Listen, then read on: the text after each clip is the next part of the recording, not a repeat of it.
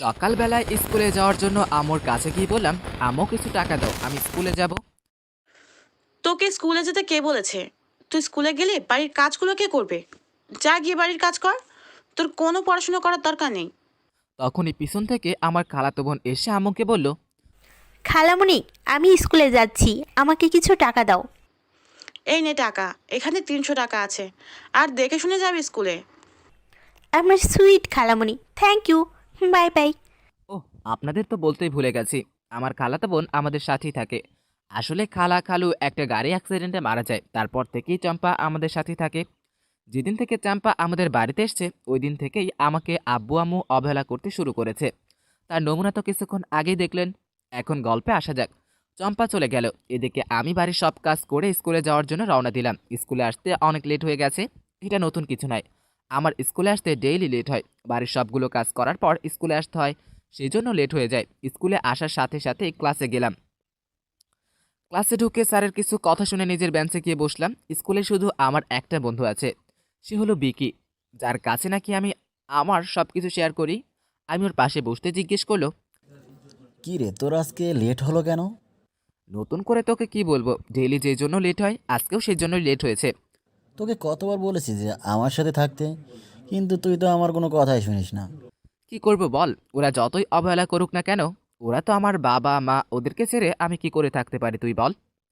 ঠিক আছে, তোর যা খুশি কর। এই ছেলে, কিসের এত কথা? হ্যাঁ, ক্লাসে কি তোমরা কথা বলতে আসো? চুপ করে বসো। স্যারের ধমক শুনে আমরা দুজনে চুপ হয়ে গেলাম। তারপর এক এক করে সব ক্লাস করে বিকির সাথে বাসায় যেতে লাগলাম।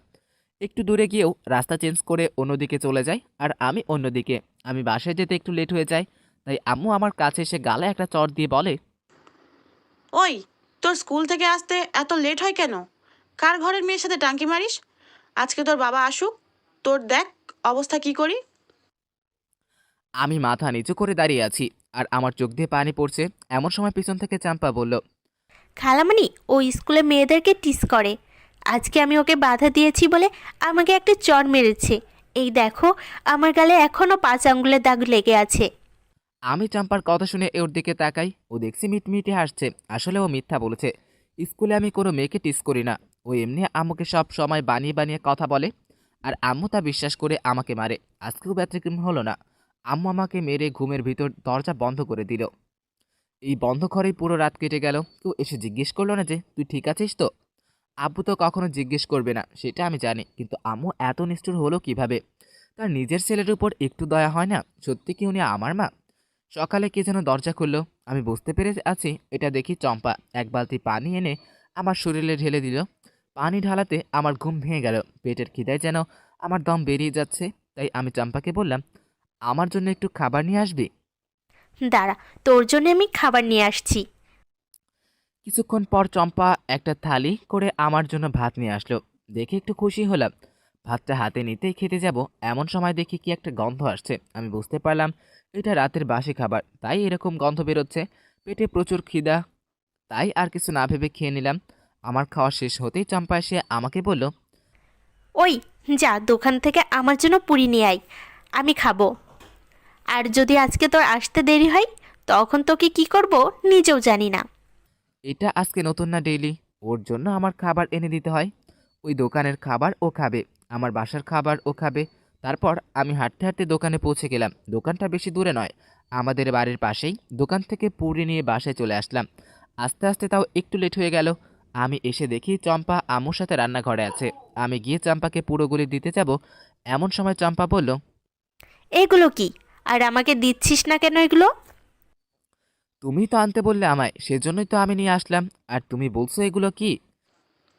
তুই কি বলতে চাস? আমার মেয়ে মিথ্যা কথা বলছে? আর কি এগুলো, দে তো দেখি। এটা বলেই আম্মু আমার হাত থেকে খাবারটা নিয়ে নিল। খাবারটা খুলে দেখি ভিতরে পুরি রাখা। এটা দেখে আমার কাছে আসে। এসব কেনার জন্য টাকা কোথায় পেলি বল? কোথা থেকে চুরি করে এনেছিস টাকা? খালামণি, তুমি বিশ্বাস করো, আমি ওকে কোনো টাকা দেইনি। আর আমি এগুলো আনতেও বলিনি। তুমি কি আমাকে বিশ্বাস করো না? মা, তুমি বিশ্বাস করো আমি টাকা চুরি করিনি, এগুলো আনার জন্য চম্পা আমাকে টাকা দিয়েছে। চম্পার কথা শুনে আম্মু আমাকে আরও 3-4টা থাপ্পড় মেরে বলল, আজকে তোর খাওয়া দাওয়া বন্ধ। তুই আমার মেয়েকে মিথ্যাবাদী বানাস? দাঁড়া তুই। এটা বলেই আম্মু রান্নাঘরের ভিতরে চলে গেল। ওখানে গরম তেল দেওয়া একটা চামচ ছিল, ওটা এনে আমার হাতে লাগিয়ে দিল। আহ! আম্মু ছাড়ো, আমার হাতটা জ্বলে যাচ্ছে। মজিবুর কাঁদতে লাগলো। ওর হাতটা পুরো লাল হয়ে গেছে। তারপর মজিবুরের মা ওকে রুমে নিয়ে গিয়ে দরজা বন্ধ করে রেখে দিল। আমার মেয়ের উপর দোষ দেওয়া, আজকে তোকে ঘর থেকেই বের হতে দেব না। এটা বলেই আম্মু দরজা বন্ধ করে চলে গেল। আর আমার হাতটা অনেক জ্বলতেছে, কিন্তু কিছু করতে পারছি না, শুধু কান্নাই করে যাচ্ছি। এখন তো আব্বুও বাসায় নেই, উনি অফিসের কাছে বাইরে আছে। আমি কাঁদতে কাঁদতে কখন যে অজ্ঞান হয়ে গেলাম জানি না। সন্ধ্যার সময় আম্মু আমার ঘরের দরজা খুলে আমাকে ডাকতে লাগলো, কিন্তু আমার কোনো আওয়াজ না শুনতে পেয়ে চম্পাকে একটু পানি নিয়ে আসতে বলল। আম্মুর কথা মতো চম্পা পানি নিয়ে আসলো, কিন্তু চম্পা ঠান্ডা পানি না এনে গরম পানি নিয়ে আসলো। আম্মু পুরো পানি আমার শরীরে ঢেলে দিল। আমি ধরফরিয়ে উঠলাম। একই তো হাতের জ্বালা, অন্যদিকে গরম পানি। শরীরটা মনে হচ্ছে আর চলতেছে না। আমি ভালো করে বুঝতে পারতেছি না, আমার শরীরের অনেক জায়গায় ফোস্কা পড়ে গিয়েছে গরম পানির জন্য। আম্মু আমাকে বলল, যা গিয়ে বাজার করে নিয়ে আয়। যদি বাজার করে নিয়ে আসতে পারিস তাহলে আজকে তুই খাবার পাবি, নয়তো না। আমি ভালো করে হাঁটতে পারছি না, তাও বাজারে চলে গেলাম।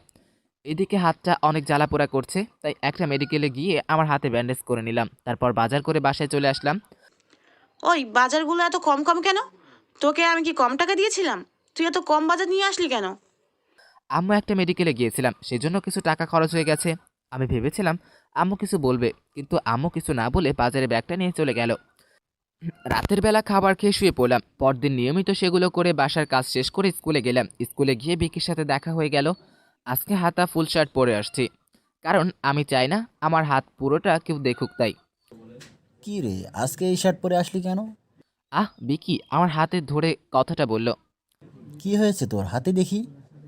বিকি আমার হাতটা দেখে বলল, এটা কিভাবে হলো? আরে এগুলো কিছু না, রান্না করতে গিয়ে একটু তেল পড়ে গিয়েছিল। তুই এখন আমাকে মিথ্যা কথা বলবি? তুই জানিস তুই যদি মিথ্যা কথা বলিস আমি তোর মিথ্যাটা ধরে ফেলি। এখন তুই সত্যিটা বল। তারপর আমি বিকিকে সব খুলে বললাম। বিকির চোখেও পানি চলে আসলো। তুই এত অত্যাচার সহ্য করিস কিভাবে রে? তোর কি কষ্ট হয় না? আরে এসব ছাড় তো, এখন চল ক্লাসে। আসলে আজকে স্কুলে একটু জলদি চলে এসেছি, লেট হয়নি। ক্লাসের ভিতরে গিয়ে দেখি আজকে একটা নতুন মেয়ে এসছে, দেখতে অনেক সুন্দর। আমাকে দেখে মেয়েটার পাশে বসে থাকা আরেকটা মেয়ে ওই মেয়েটার কানে যেন কি বলল। কথাটা শুনে মেয়েটা কেমনভাবে যেন আমার দিকে তাকালো। আমি ওইদিকে নজর না দিয়ে নিজের বেঞ্চে এসে বসলাম। আমি আর বিকি সবসময় প্রথম বেঞ্চে বসি, কারণ আমি আর বিকি স্কুলের ফার্স্ট বয়। আমি সবসময় স্কুলে প্রথম আসি পরীক্ষায়, আর বিকি দ্বিতীয়। এই জন্যই আমি যদি স্কুলে লেট করে আসি, তাও কোনো স্যার আমাকে কঠোরভাবে কথা বলে না। ওইসব বাদ দেন। 5 মিনিট পরে স্যার ক্লাসে প্রবেশ করলো। আমরা সবাই দাঁড়িয়ে ওনাকে সালাম দিলাম। উনি সালাম নিয়ে আমার দিকে তাকিয়ে বলল, আজকে তুমি এত জলদি চলে আসলে? হ্যাঁ স্যার। এখন ক্লাসে মন দাও। তারপর স্যার ক্লাস করাতে লাগতেন। এভাবেই একে একে সবগুলো ক্লাস শেষ হয়ে গেল। এইভাবে দেখতে দেখতে আরও অনেক দিন কেটে গেল। এখন আব্বু বাসায় চলে এসেছে। আব্বু বাসায় থাকলে আম্মু আমাকে দিয়ে এত কাজ করায় না। বাড়িতে শুধু আব্বুই আমাকে একটু ভালোবাসে, আর কেউ হয়তো ভালোবাসে না। সবাই নিজের ঘাড়ের বোঝা ভাবে। আজকে স্কুলে একটু জলদি চলে গেলাম। এই জলদি যাওয়াটা যে আমার জীবনে কাল হয়ে দাঁড়াবে আমি কখনো ভাবতেও পারিনি। আমি স্কুলে গিয়ে একটি গাছের নিচে বসে বই পড়ছিলাম। এমন সময় একটা ছেলে এসে বলল, ছেলেটাকে আমি চিনি না, আমাদের সাথেই পড়ে। মুজিবর, তোকে জুই ডাকতেছি। কোথায়? ক্লাসের ভিতর কেন জানি ডাকতেছি, তোকে জলদি যেতে বলছি। জুই হচ্ছে ওই নতুন মেয়েটা। আমিও কিছু না ভেবে ওইদিকে যেতে লাগলাম। আস্তে আস্তে সবাই স্কুলে আসতে লাগলো, আর আমি ক্লাসের ভিতর গিয়ে এদিক ওদিক তাকাতে লাগলাম, কিন্তু কই কেউ তো নেই। কেউকে না দেখতে পেয়ে যখন আমি ক্লাস থেকে বাইরে আসতে যাব, তখনই দরজার দিকে তাকাতেই দেখি জুই দরজাটা লাগিয়ে দিয়েছে। ও দরজার সামনে দাঁড়িয়ে আছে। কি হলো, তুই এইভাবে দরজা বন্ধ করলি কেন? তুই এই স্কুলে থাকলে আমি কখনো ফার্স্ট আসতে পারবো না, তাই তোকে আমি আর এই স্কুলে থাকতে দেব না। তুই দেখ তোকে কিভাবে স্কুল থেকে বের করি। এটা বলেই ওর ওর নিজের ওড়নাটা আমার মুখের উপর ছুঁড়ে মারলো। তারপর নিজের হাতের কাপড়গুলো ছিঁড়তে লাগলো। আরও অনেক জায়গায় কাপড়টা ছিঁড়ে ফেললো। আমি দৌড়ে রুম থেকে বেরিয়ে যেতে চেয়েছিলাম, কিন্তু ও আমাকে জড়িয়ে ধরে নিচে পড়ে যায় আর চিল্লাতে থাকে, বাঁচাও, কেউ আছো? থাকলে আমায় বাঁচাও। এই নরপশুটা আমার ইজ্জতের উপর হামলা দিয়েছে, কেউ থাকলে বাঁচাও আমায়। ছাড় বলছি আমায়। ও চিৎকার করে যাচ্ছে, আর আমি চেষ্টা করছি ওকে ছাড়ানোর, কিন্তু মেয়েদের শরীরে যত জোর, ওকে না দেখলে বুঝতে পারতাম না। ও চিৎকার করে যাচ্ছে, থামার কোনো নাম নাই। আমি ওর মুখ চেপে ধরার চেষ্টা করলাম, কিন্তু পারিনি। ওর সাথে একসময় ধস্তাধস্তি শুরু করে দিলাম। ওর সাথে ধস্তাধস্তি করার সময় ওর হাতের নখের আঁচড় লাগলো আমার শরীরের অনেক জায়গায়। আরও ওর কিছুক্ষণ পরেই কে যেন দরজাটা ভেঙে ফেললেও ভিতরে ঢুকে গেল। আমি কিছু বুঝে ওঠার আগেই কয়েকজন এসে আমাকে মারতে লাগলো। আমাকে মারতে মারতে ক্লাসরুম থেকে বের করলো। আমাকে কিছু বলার সুযোগই দিচ্ছে না ওরা। ওরা আমাকে মাঠের মাঝখানে নিয়ে আসে। তখন বিকি এসে ওদেরকে থামায়। তারই কিছুক্ষণ পর স্কুলের সব স্যার ম্যাডামরা চলে আসে। আমাকে আর জুইকে হেড স্যারের কাছে নিয়ে যাওয়া হয়। আর আমার আব্বুকে স্কুলে আসতে বলে। কিছু সময় পর আব্বু স্কুলে চলে আসে। আব্বু আসতেই হেড স্যার বলতে লাগলেন, আপনার ছেলে আজকে এই মেয়েটার ইজ্জত নষ্ট করতে চেয়েছিল, এখন আপনি বলেন আমি ওকে কি শাস্তি দেব? আব্বুও মাথা নিচু করে দাঁড়িয়ে আছে, কিছুই বলছে না। কি হলো বলেন, ওকে এখন আমি কি শাস্তি দেব? আপনার যা ইচ্ছে হয় আপনি করেন স্যার, আমি কিছু বলবো না। হেড স্যার আমাকে স্কুল থেকে বের করে দিল। আমি জুইয়ের দিকে তাকিয়ে দেখি ও মুচকি মুচকি হাসছে। ও আজকে সাকসেস হয়েছে। ওকে তো আমি কখনো ক্ষমা করব না। ওর একটা মিথ্যা কথাই আমার পুরো লাইফটাই বরবাদ করে গেল। আমি স্কুল থেকে বেরিয়ে যাচ্ছি আর সবাই বলা বলি করছে, ওই দেখ একটা ধর্ষক। সবাই এটা বলছে আর থুতু দিচ্ছে। আমি মাথা নিচু করে আব্বুর সাথে বাসায় চলে আসলাম। বাসায় আসতেই আব্বু তার প্যান্টের বেল খুলে আমাকে মারতে শুরু করলো। একসময় মারা বন্ধ করে দিয়ে আমার রুম থেকে চলে গেল। কিছুক্ষণ হাতে একটা ব্যাগ নিয়ে এসে আমার মুখে ছুঁড়ে মারলো। তোর মতো ছেলে আমার দরকার নেই, তুই বেরিয়ে যা আমার বাড়ি থেকে। আমি আজ থেকে জানবো আমার কোনো ছেলে সন্তান নেই। তুই বেরিয়ে যা আমার বাড়ি থেকে, তোর মুখটাও আমি দেখতে চাই না। আম্মু পাশেই দাঁড়িয়ে আছে, কিন্তু একটা কথা বললো না। চাম্পা বাড়িতে নেই, স্কুলে আছে। আব্বু এসে আমাকে টানতে টানতে বাড়ির বাইরে নিয়ে আসলো। ধাক্কা মেরে বাড়ি থেকে বের করে দিল। আমি ধাক্কা সামলাতে না পেরে গিয়ে রাস্তায় পড়লাম। তখন মাথাটাও একটা পাথরে বাড়ি খেয়ে রক্ত বেরোতে লাগতো।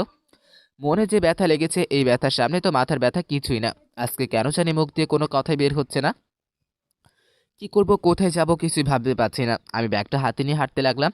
হাঁটতে হাঁটতে আমাদের বাসার পাশেই একটা রেলওয়ে স্টেশন আছে, ওখানে চলে আসলাম। এসে একটা চেয়ারে বসলাম। শরীরটা প্রচুর ব্যথা করছে। ওখানে চেয়ারে ঘুমিয়ে পড়লাম। কখন নিজেও জানি না ঘুম ভাঙলো ট্রেনের শব্দে। আমি ঘুম থেকে উঠে কিছু না ভেবেই ট্রেনে উঠে পড়লাম। জানি না এই ট্রেন কোথায় যাবে। ট্রেনে উঠে একটা সিটে গিয়ে বসলাম। কিছুক্ষণ পরে ট্রেন ছেড়ে দিল। অজানা এক গন্তব্যের উদ্দেশ্যে রওনা দিলাম। কিছুক্ষণ পর একটা টিটি আসলো। ওই ছেলে, তোমার টিকিট বের করো। আমার কাছে তো কোনো টিকিট নেই। টিকিট নেই তাহলে ট্রেনে উঠছিলে কিভাবে? আর তোমার শরীরে এসব কি? কে মারলো এভাবে? আমি কিছু না বলে কেঁদে দিলাম। কি হলো বাবা, তুমি কাঁদছো কেন? আমি লোকটাকে আজকে কি কি হলো সব খুলে বললাম। আমার কথা শুনে দেখি লোকটার চোখে পানি চলে আসলো। তারপর লোকটা ওনার হাতে যে বইটা ছিল ওটাতে কি যেন লিখতো। তারপর আমার কাছে একটা বই কাগজ দিল। এই নাও, আমার উপর যদি কোনো টিটি আসে তাহলে ওনাকে এই কাগজটা দেখিও, তাহলে উনি তোমাকে আর কিছুই জিজ্ঞেস করবে না। ঠিক আছে আঙ্কেল, কিন্তু এই ট্রেন যাবে কোথায়? এই ট্রেন মুম্বাই যাবে। তারপর উনি চলে গেল আর আমি সিটে শুয়ে পড়লাম। শরীরটা অনেক ব্যথা করছে তো তাই। কখন যে ঘুমিয়ে গেছি আমি নিজেও জানি না। ঘুম ভাঙলো অনেক লোকের হইচইয়ের আওয়াজে। ঘুম থেকে উঠে দেখি ট্রেন একটা জায়গায় দাঁড়িয়ে আছে। আমি হাত থেকে ব্যাগটা নিয়ে ট্রেনের বাইরে চলে আসলাম। একটা লোককে জিজ্ঞেস করলাম এই জায়গার নাম কি। উনি বললেন এটা মুম্বাই। তারপর আমি হাঁটতে হাঁটতে একটা দোকানের সামনে গেলাম। ব্যাগের চেনটা খুলতেই দেখি ব্যাগে কিছু টাকা রাখা আছে। আমি বুঝতে পারলাম আব্বুই হয়তো কিছু টাকা রেখে দিয়েছেন। 10 টাকা দিয়ে একটি পানির বোতল কিনলাম। চোখে মুখে পানি দিয়ে কিছু পানি খেয়ে নিলাম। পেটে প্রচুর ক্ষুধা, তাই দোকান থেকে ইডলি কিনে খেতে লাগলাম। খাওয়ার পর দোকানিকে টাকা দিয়ে ব্যাগটা নিয়ে রেলওয়ে স্টেশন থেকে বাইরে আসলাম। কোথায় যাব কিছুই তো চিনি না এখানকার, তাই হাঁটতে লাগলাম। হাঁটতে হাঁটতে অনেক দূর চলে আসলাম। রাতও অনেক হয়ে গেছে, তাই ভাবলাম কোনো একটা জায়গায় গিয়ে ঘুমাতে হবে। তাই আশেপাশে তাকাতে লাগলাম, কিন্তু ঘুমানোর মতো কোনো জায়গা নেই। তাই আরও হাঁটতে লাগলো। হেঁটেই যাচ্ছি, তখনই মনে হচ্ছে কারো চিৎকার আওয়াজ শুনলাম। আশেপাশে তাকিয়ে কাউকে দেখতে পারছি না, শুধু আওয়াজ শোনা যাচ্ছে। মনে হচ্ছে কোনো মেয়ে হবে। কিছুক্ষণ খোঁজার পরে পেয়ে গেলাম। একটা পার্কের ভিতর থেকে আসছে আওয়াজটা। আমি গেটের কাছে গিয়ে দেখি দুইটা ছেলে একটা মেয়েকে জোর জবরদস্তি করে কোথায় যেন নিয়ে যাওয়ার চেষ্টা করছে। আমি একবার ভাবলাম ওদের দুজনকে কি বাধা দিব, কিন্তু মনে পড়ে গেল তাদের সাথে তো পারবো না। তাই একটা বুদ্ধি খেলিয়ে আমার ব্যাগ থেকে আমার বাটন ফোনটা বের করলাম। আসলে ওই বাটন ফোনটা আমি অন্যদের ধান খেতে লাগিয়ে দেওয়ার ওরা টাকা দিত, আর আমি টাকাটা জমিয়ে এটা কিনেছিলাম। ওসব বাদ দেন, আমি মোবাইলটা বের করে পুলিশের গাড়িতে যেরকম হরেন থাকে ওই রকম একটা হরেন লাগালাম। এরকম আওয়াজ শুনে ছেলে দুটো মেয়েটাকে দেখেই দৌড়ে পালিয়ে গেল। ছেলে দুটো চলে যেতেই আমি মেয়েটার কাছে গেলাম। আমি গিয়ে দেখি মেয়েটা ভয়ে কাচুমুচু হয়ে বসে আছে। আমি গিয়ে কাঁধে হাত রাখতেই আমাকে কিছু করবেন না, আমাকে ছেড়ে দেন প্লিজ। আমি বুঝতে পারলাম মেয়েটা হয়তো অনেক ভয় পেয়ে আছে। আরে আপু, ওই ছেলে দুটো চলে গেছে, আপনি এখন নিশ্চিন্তে থাকতে পারেন। কে তুমি? আমি কি সেটা তো এখন আমি নিজেও জানি না। আপনি আমার কথা সারেন, আপনার বাসা কোথায় চলেন, আপনাকে বাসায় পৌঁছে দিয়ে আসি। এখান থেকে কিছু দূরে আমার বাসা, কিন্তু তোমাকে দেখে মনে হচ্ছে তুমি বাসা থেকে পালিয়ে এসেছো। কোথায় যাবে তুমি এখন? জানি না কোথায় যাব। আমি এই শহরে নতুন এসেছি, তাই আমি কিছু চিনি না, এজন্যই এদিক ওদিক ঘুরতেছিলাম। আর তখনই আপনার আওয়াজ শুনতে পাই, তারপর তো আপনি জানেনই। তোমাকে আর কোথাও যেতে হবে না, তুমি আমার সাথে চলো আমার বাসায়। আজকে থেকে তুমি আমাদের সাথে থাকবে আমার বাসায়। আমার নিজেরও থাকার কোনো জায়গা নেই। যদি এখন এই আপুটার সাথে না যাই তাহলে এই ফুটপাতেই রাত কাটাতে হবে। আর যদি ফুটপাতেতে রাত কাটাই তাহলে রাতে কি হবে না হবে সেটা তো জানি না। তাই আমি ওনার সাথে ওনার বাসার উদ্দেশ্যে চললাম। বাসার সামনে যেতেই সিকিউরিটি গেট খুলে দিল। আমরা দুজন বাড়ির ভিতরে চলে গেলাম। আপুটা গিয়ে দরজা বেল বাজালো। বেল বাজাতেই একটা মহিলা দরজা খুলে দিল। হয়তো উনি আপুটার মা হবে। আপুকে সামনে দাঁড়িয়ে থাকতে দেখে মহিলাটাই আপুকে জড়িয়ে ধরলো। তুই ঠিক আছিস তো মা? আর তোর আসতে এত দেরি হলো কেন? তুই তো কোনোদিনও এত দেরি করে আসিস না। আন্টি হয়তো আমাকে দেখেনি, কারণ আমি আপুর পিছনে দাঁড়িয়েছিলাম। আমার দিকে আন্টির নজর পড়তেই আপুকে জিজ্ঞেস করলো আমি কে। আপু আন্টিকে কিছুক্ষণের আগের ঘটনা সব খুলে বলে। তখন আন্টি এসে আমার হাত ধরে বলল, তুমি যে কত বড় একটা উপকার করলে বাবা, তুমি নিজেও জানো না। আমার মেয়ে ছাড়া এই দুনিয়ায় আর কেউ নেই। ওর যদি কিছু হয়ে যেত তাহলে আমি বেঁচে থেকেও মরে যেতাম। তোমাকে ধন্যবাদ দিয়ে ছোট করব না। তুমি বাইরে দাঁড়িয়ে আছো কেন? ভিতরে আসো। তারপর আমি আর আপু ভিতরে চলে গেলাম। আন্টি আমার হাত ধরে একটা রুমে নিয়ে গেল। আজকে থেকে তুমি এই রুমে থেকো। জানি না তুমি কে, তোমাকে দেখে কেন জানি নিজের অনেক আপন কেউ মনে হচ্ছে। তোমার বিষয়ে সবকিছু পরে জানবো, আগে গিয়ে তুমি ফ্রেশ হয়ে আসো। মজিবুরের রুমের ভিতরে চলে যায়। মজিবুর চলে যেতেই মহিলাটা নিচে চলে যায়। অনেকক্ষণ হয়ে গেল মজিবুর রুম থেকে বের হয় না, তাই মহিলাটা মজিবুরের রুমে গিয়ে দরজা ধাক্কা দিতেই দরজা খুলে যায়।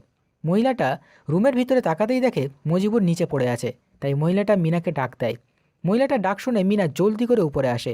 এসে দেখে মজিবুর নিচে পড়ে আছে। আসলে ওর বাবা ওকে অনেক মেরেছিল। এতক্ষণ নিজের ব্যথা কন্ট্রোল করে রাখতে পারলেও এখন আর কন্ট্রোল করতে না পেরে অজ্ঞান হয়ে নিচে পড়ে যায়। মিনা আর ওর মা দুজনে মিলে রাতের বেলায় মজিবুরকে নিয়ে হসপিটালে চলে যায়। মজিবুরকে ডাক্তাররা চেক করতে লাগলো, কিন্তু মজিবুরের জ্ঞান ফিরছে না। এভাবে দেখতে দেখতে পুরো 3 দিন চলে যায়। মজিবুরের জ্ঞান ফেরে না। মজিবুর বয়সে অনেক কম, আরও 7 দিন ভালো করে কিছু খাওয়া দাওয়া হয়নি। সাথে তো ওর বাবার মার আছেই। ওসব সহ্য করতে না পেরে ওর অবস্থা এমন হয়ে গেছে। আমার জ্ঞান ফিরতেই দেখি আমি কিছুর উপর শুয়ে আছি। আশেপাশে তাকিয়ে বুঝতে পারলাম আমি হসপিটালে আছি। আমি আস্তে আস্তে সব কিছু মনে করতে লাগলাম। আমি তো ঘরের ভিতরে ঢুকে গিয়েছিলাম, তখন তো নিচে পড়ে যাই। তারপর আর কিছু মনে নেই। আবার জ্ঞান ফেরার কিছুক্ষণ পরেই ডাক্তার আন্টিকে ভিতরে আসতে বলে। আন্টি ভিতরে আসার পর, তুমি এখন ঠিক আছো তো বাবা? হ্যাঁ আন্টি আমি ঠিক আছি। আর তোমার শরীরে এসব মারের দাগ কোথা থেকে আসলো? আমাকে তুমি সব খুলে বলো। আমি আন্টিকে আমার বিষয়ে সব কিছু বললাম। আন্টির সাথে আপুও ছিল। তোমার মনে এত কষ্ট, তোমাকে দেখে তা বোঝাই যায় না। তুমি এখন বিশ্রাম নাও, আমরা কিছুক্ষণ পরেই বাসায় যাব। এটা বলেই আন্টি বাইরে চলে গেল ডাক্তারের সাথে কি কথা বলতে। আপু আমার কাছে এসে বলল, জানিস, আমি ছোট থাকতে চাইতাম আমার একটা ছোট্ট ভাই হোক, যার সাথে নাকি আমি ঝগড়া করব, তাকে অনেক আদর করব। সে আমার সাথে দুষ্টু মিষ্টি ঝগড়া করবে, রাগ অভিমান করবে। আজ থেকে তুই কি আমার সেই ভাই হবি? আমি কিছু বলছি না, শুধু আমার চোখ দিয়ে পানি পড়ছে। কি হলো, তুই কান্না করছিস কেন? জানো আপু, ছোট থাকতে থেকেই আমার আম্মু আমাকে কখনো আদর করেনি। আম্মুর সাথে তো ছিলাম, কিন্তু কখনো মনে হয়নি যে আমি আম্মুর সাথে আছি। কিন্তু আজকে আন্টিকে আর তোমাকে দেখে আমারও কেমন যেন নিজের আপন মনে হচ্ছে। হ্যাঁ, আমি হব তোমার যেরকম ছোট ভাই, কিন্তু আমাকে অনেক আদর করতে হবে। এখন তুই বিশ্রাম নে, আমরা বাড়ি গিয়ে পরে কথা বলবো, ওকে? আমরা আরও কিছুক্ষণ হসপিটালে থেকে বাসায় চলে আসলাম। বাসায় আসার পর আন্টি আমাকে আমার রুমে এসে দিয়ে গেল আর বলে গেল বিশ্রাম নিতে। আন্টির কথা মতো আমিও বিছানায় শুয়ে ঘুমিয়ে পড়লাম। ঘুম ভাঙতেই আমার মাথার পাশে কাউকে অনুভব করলাম। চোখ খুলে দেখি আপু আমার মাথায় হাত বুলিয়ে দিচ্ছে। আপু তুমি এখানে? ও, তোর ঘুম ভেঙে গেছে, যা গিয়ে ফ্রেশ হয়ে আয়, রাতের খাবার খেতে হবে। এত জলদি রাগ হয়ে গেল? সময়টা কি তোর আর আমার জন্য কি অপেক্ষা করে থাকবে যে রাত হবে না? আমি বুঝতে পারলাম আপুর সাথে কথা বলে কখনো পারবো না, তাই আর কিছু না বলে ফ্রেশ হতে চলে গেলাম। ফ্রেশ হয়ে নিচে খেতে গেলাম। গিয়ে দেখি আন্টি টেবিলে সাজাচ্ছে। আমি গিয়ে একটা চেয়ারে বসলাম। আন্টি আঙ্কেল কোথায়? ওনাকে তো দেখছি না। তোর আঙ্কেল আর বেঁচে নেই, অনেক বছর আগে তোর আঙ্কেল মারা গিয়েছে। Oh sorry. থাক, তোরা সরি বলতে হবে না, যা হবার তা তো হয়ে গেছে। তুই এখন খাবার খাওয়া শুরু কর। আমার আর আন্টির কথার মাঝখানে আপু চলে আসলো। আন্টি আমাকে আর আপুকে খাবার বেড়ে দিচ্ছে আর আমরা দুজনে খাচ্ছি। তখন আমি আবার জিজ্ঞেস করলাম, তাহলে আন্টি তোমাদের পরিবার চলে কিভাবে? আমার আব্বুর অফিস ছিল, আর আমি এখন ওটা দেখাশোনা করি। তুই কিসে পড়াশোনা করতি? আমার এখন এসএসসি দেওয়ার সময়, যদি বাসে থাকতাম তাহলে কিছুদিন পরেই এসএসসি দিতাম, কিন্তু এখন মিনা, মজিবুর সুস্থ হলে তুই ওকে তোর ভার্সিটির পাশে যে স্কুলটা আছে ওইটায় ভর্তি করে দিস। ঠিক আছে আম্মু। এভাবে দেখতে দেখতে আরও অনেক দিন কেটে গেল। এখন আমি পুরোপুরি সুস্থ, তাই আজকে আপুর সাথে যাচ্ছি স্কুলে ভর্তি হতে। স্কুলে যেতে স্কুলের হেড স্যার আমার কাছে পুরনো সার্টিফিকেটগুলো চেয়েছে, কিন্তু আমার কাছে ওগুলো না থাকায় স্যারকে অনেক রিকোয়েস্ট করে স্কুলে ভর্তি হলাম। স্যার বলে দিল নিয়মিত স্কুলে আসতে, সামনে যেহেতু পরীক্ষা আছে তাই ভালো করে ক্লাস করতে বলল। আজকে ক্লাস না করে বাসায় চলে আসলাম। আর অন্যদিকে অনেক দিন হয়ে গেছে আমি স্কুলে যাই না, তাই বিকি আমাদের বাসায় গিয়েছে আমার খোঁজ নিতে। বিকি আমার কাছে গিয়ে জিজ্ঞেস করলো, আন্টি মজিবুর কোথায়? অনেক দিন হয়ে গেছে স্কুলে যায় না। ওই কুলাঙ্গারের বিষয়ে আমার কাছে কিছু জিজ্ঞেস করো না। ওকে জন্ম দেওয়াটাই আমার ভুল হয়েছে। ওকে যদি জন্মের সময় মেরে ফেলতাম তাহলে আজকে আমার মেয়েটাও জীবিত থাকতো, আর এত ঝামেলাও সহ্য করতে হতো না। আর ওকে ওর আব্বু বাসা থেকে বের করে দিয়েছে। মেয়ে বেঁচে থাকতো মানে? ও ছোটবেলায় ওর নিজের বোনটাকেই মেরে ফেলেছে, সেই জন্য ওকে এখন আর আমার সহ্য হয় না। আপনারা অনেক বড় ভুল করেছেন। আপনাদের ছেলেকে একটু যদি বোঝার চেষ্টা করতেন তাহলে আজকে এই দিন দেখতে হতো না। মজিবুর সবসময় বলতো ও দোষী, কিন্তু ও দোষী হওয়ার কারণটা কি সেটা আজকে জানলাম। যে ভুলটা ছেলেটা করেনি, আপনি সেই ভুলের শাস্তি দিয়েছেন ওকে। মানে? ও সবসময় আমাকে একটা গল্প বলতো, আমি কখনো ভাবতে পারিনি ও যে গল্পটা বলতো সেটা নিজের জীবন কাহিনী। কতই না বোকা ছিলাম আমি। কি বলছো এসব তুমি? আমি তো কিছুই বুঝতে পারছি না। রুনিমা মুজিবরের জন্য মারা যায়নি, আপনারা এটা ভুল জানেন। মুজিবর তো জানতো না যে ওর পিছনে পিছনে রুমিনা পুকুরে নেমেছিল। তুমি এসব জানলে কিভাবে? বললাম না, মুজিবুর সবসময় একটা গল্প করতো, এই গল্পটাই ও সবসময় বলতো আর কান্না করতো। ওই দিন কী হয়েছিল আপনি জানেন? জানবেন কি করে? কখনো তো জানার চেষ্টাই করেননি। আমি বলছি আজকে শোনেন। অনেক বছর আগে মজিবুর একদিন পুকুরে গোসল করতে যায়, কিন্তু ওর পিছনে না তাকিয়ে কিন্তু ও পিছনে না তাকে অনেক বছর আগে মজিবুর একদিন পুকুরে গোসল করতে যায়, কিন্তু ও পিছনে তাকায় না। ওর পেছনে যে আরেকজন আছে সে বুঝতেও পারেনি। ও গোসল করে তো বাসায় চলে যায়, কিন্তু রুনিমা ওই দিন বাসায় আর ফিরে আসেনি। অনেক ছোট ছিল, তো তাই পুকুরে নামার পর আর উঠতে পারেনি। ওখানে রুনিমা মারা যায়। পুরো একদিন পর রুনিমার লাশটা সবাই খুঁজে পায় পুকুর থেকে। ওই দিন রুনিমার লাশটাকে ধরে অনেক কান্নাকাটি করে সবাই, কিন্তু কিন্তু যে মারা গেছে সে তো আর ফিরে আসে না। ওই দিন থেকেই মজিবুরের মা মজিবুরকে দেখতে পারে না। উনি ভাবে যে মজিবুরের জন্য রুনিমা মারা গেছে, কিন্তু মজিবুর ওই দিন জানতোই না যে ওর পেছনে রুনিমা পুকুরে গিয়েছিল। বিকির মুখে এসব কথা শুনে মজিবুরের মা অঝরে কান্না করে দেয়। ওই দিন একটা ভুলের জন্য নিজের ছেলেকে এতদিন অবহেলা করলেন, আর এখন আরেকবার ভুল বুঝে নিজের ছেলেকে নিজের থেকে দূর করে দিলেন। কিন্তু আমি ওকে একদিন না একদিন খুঁজে বার করবই, দেখে নিয়েন।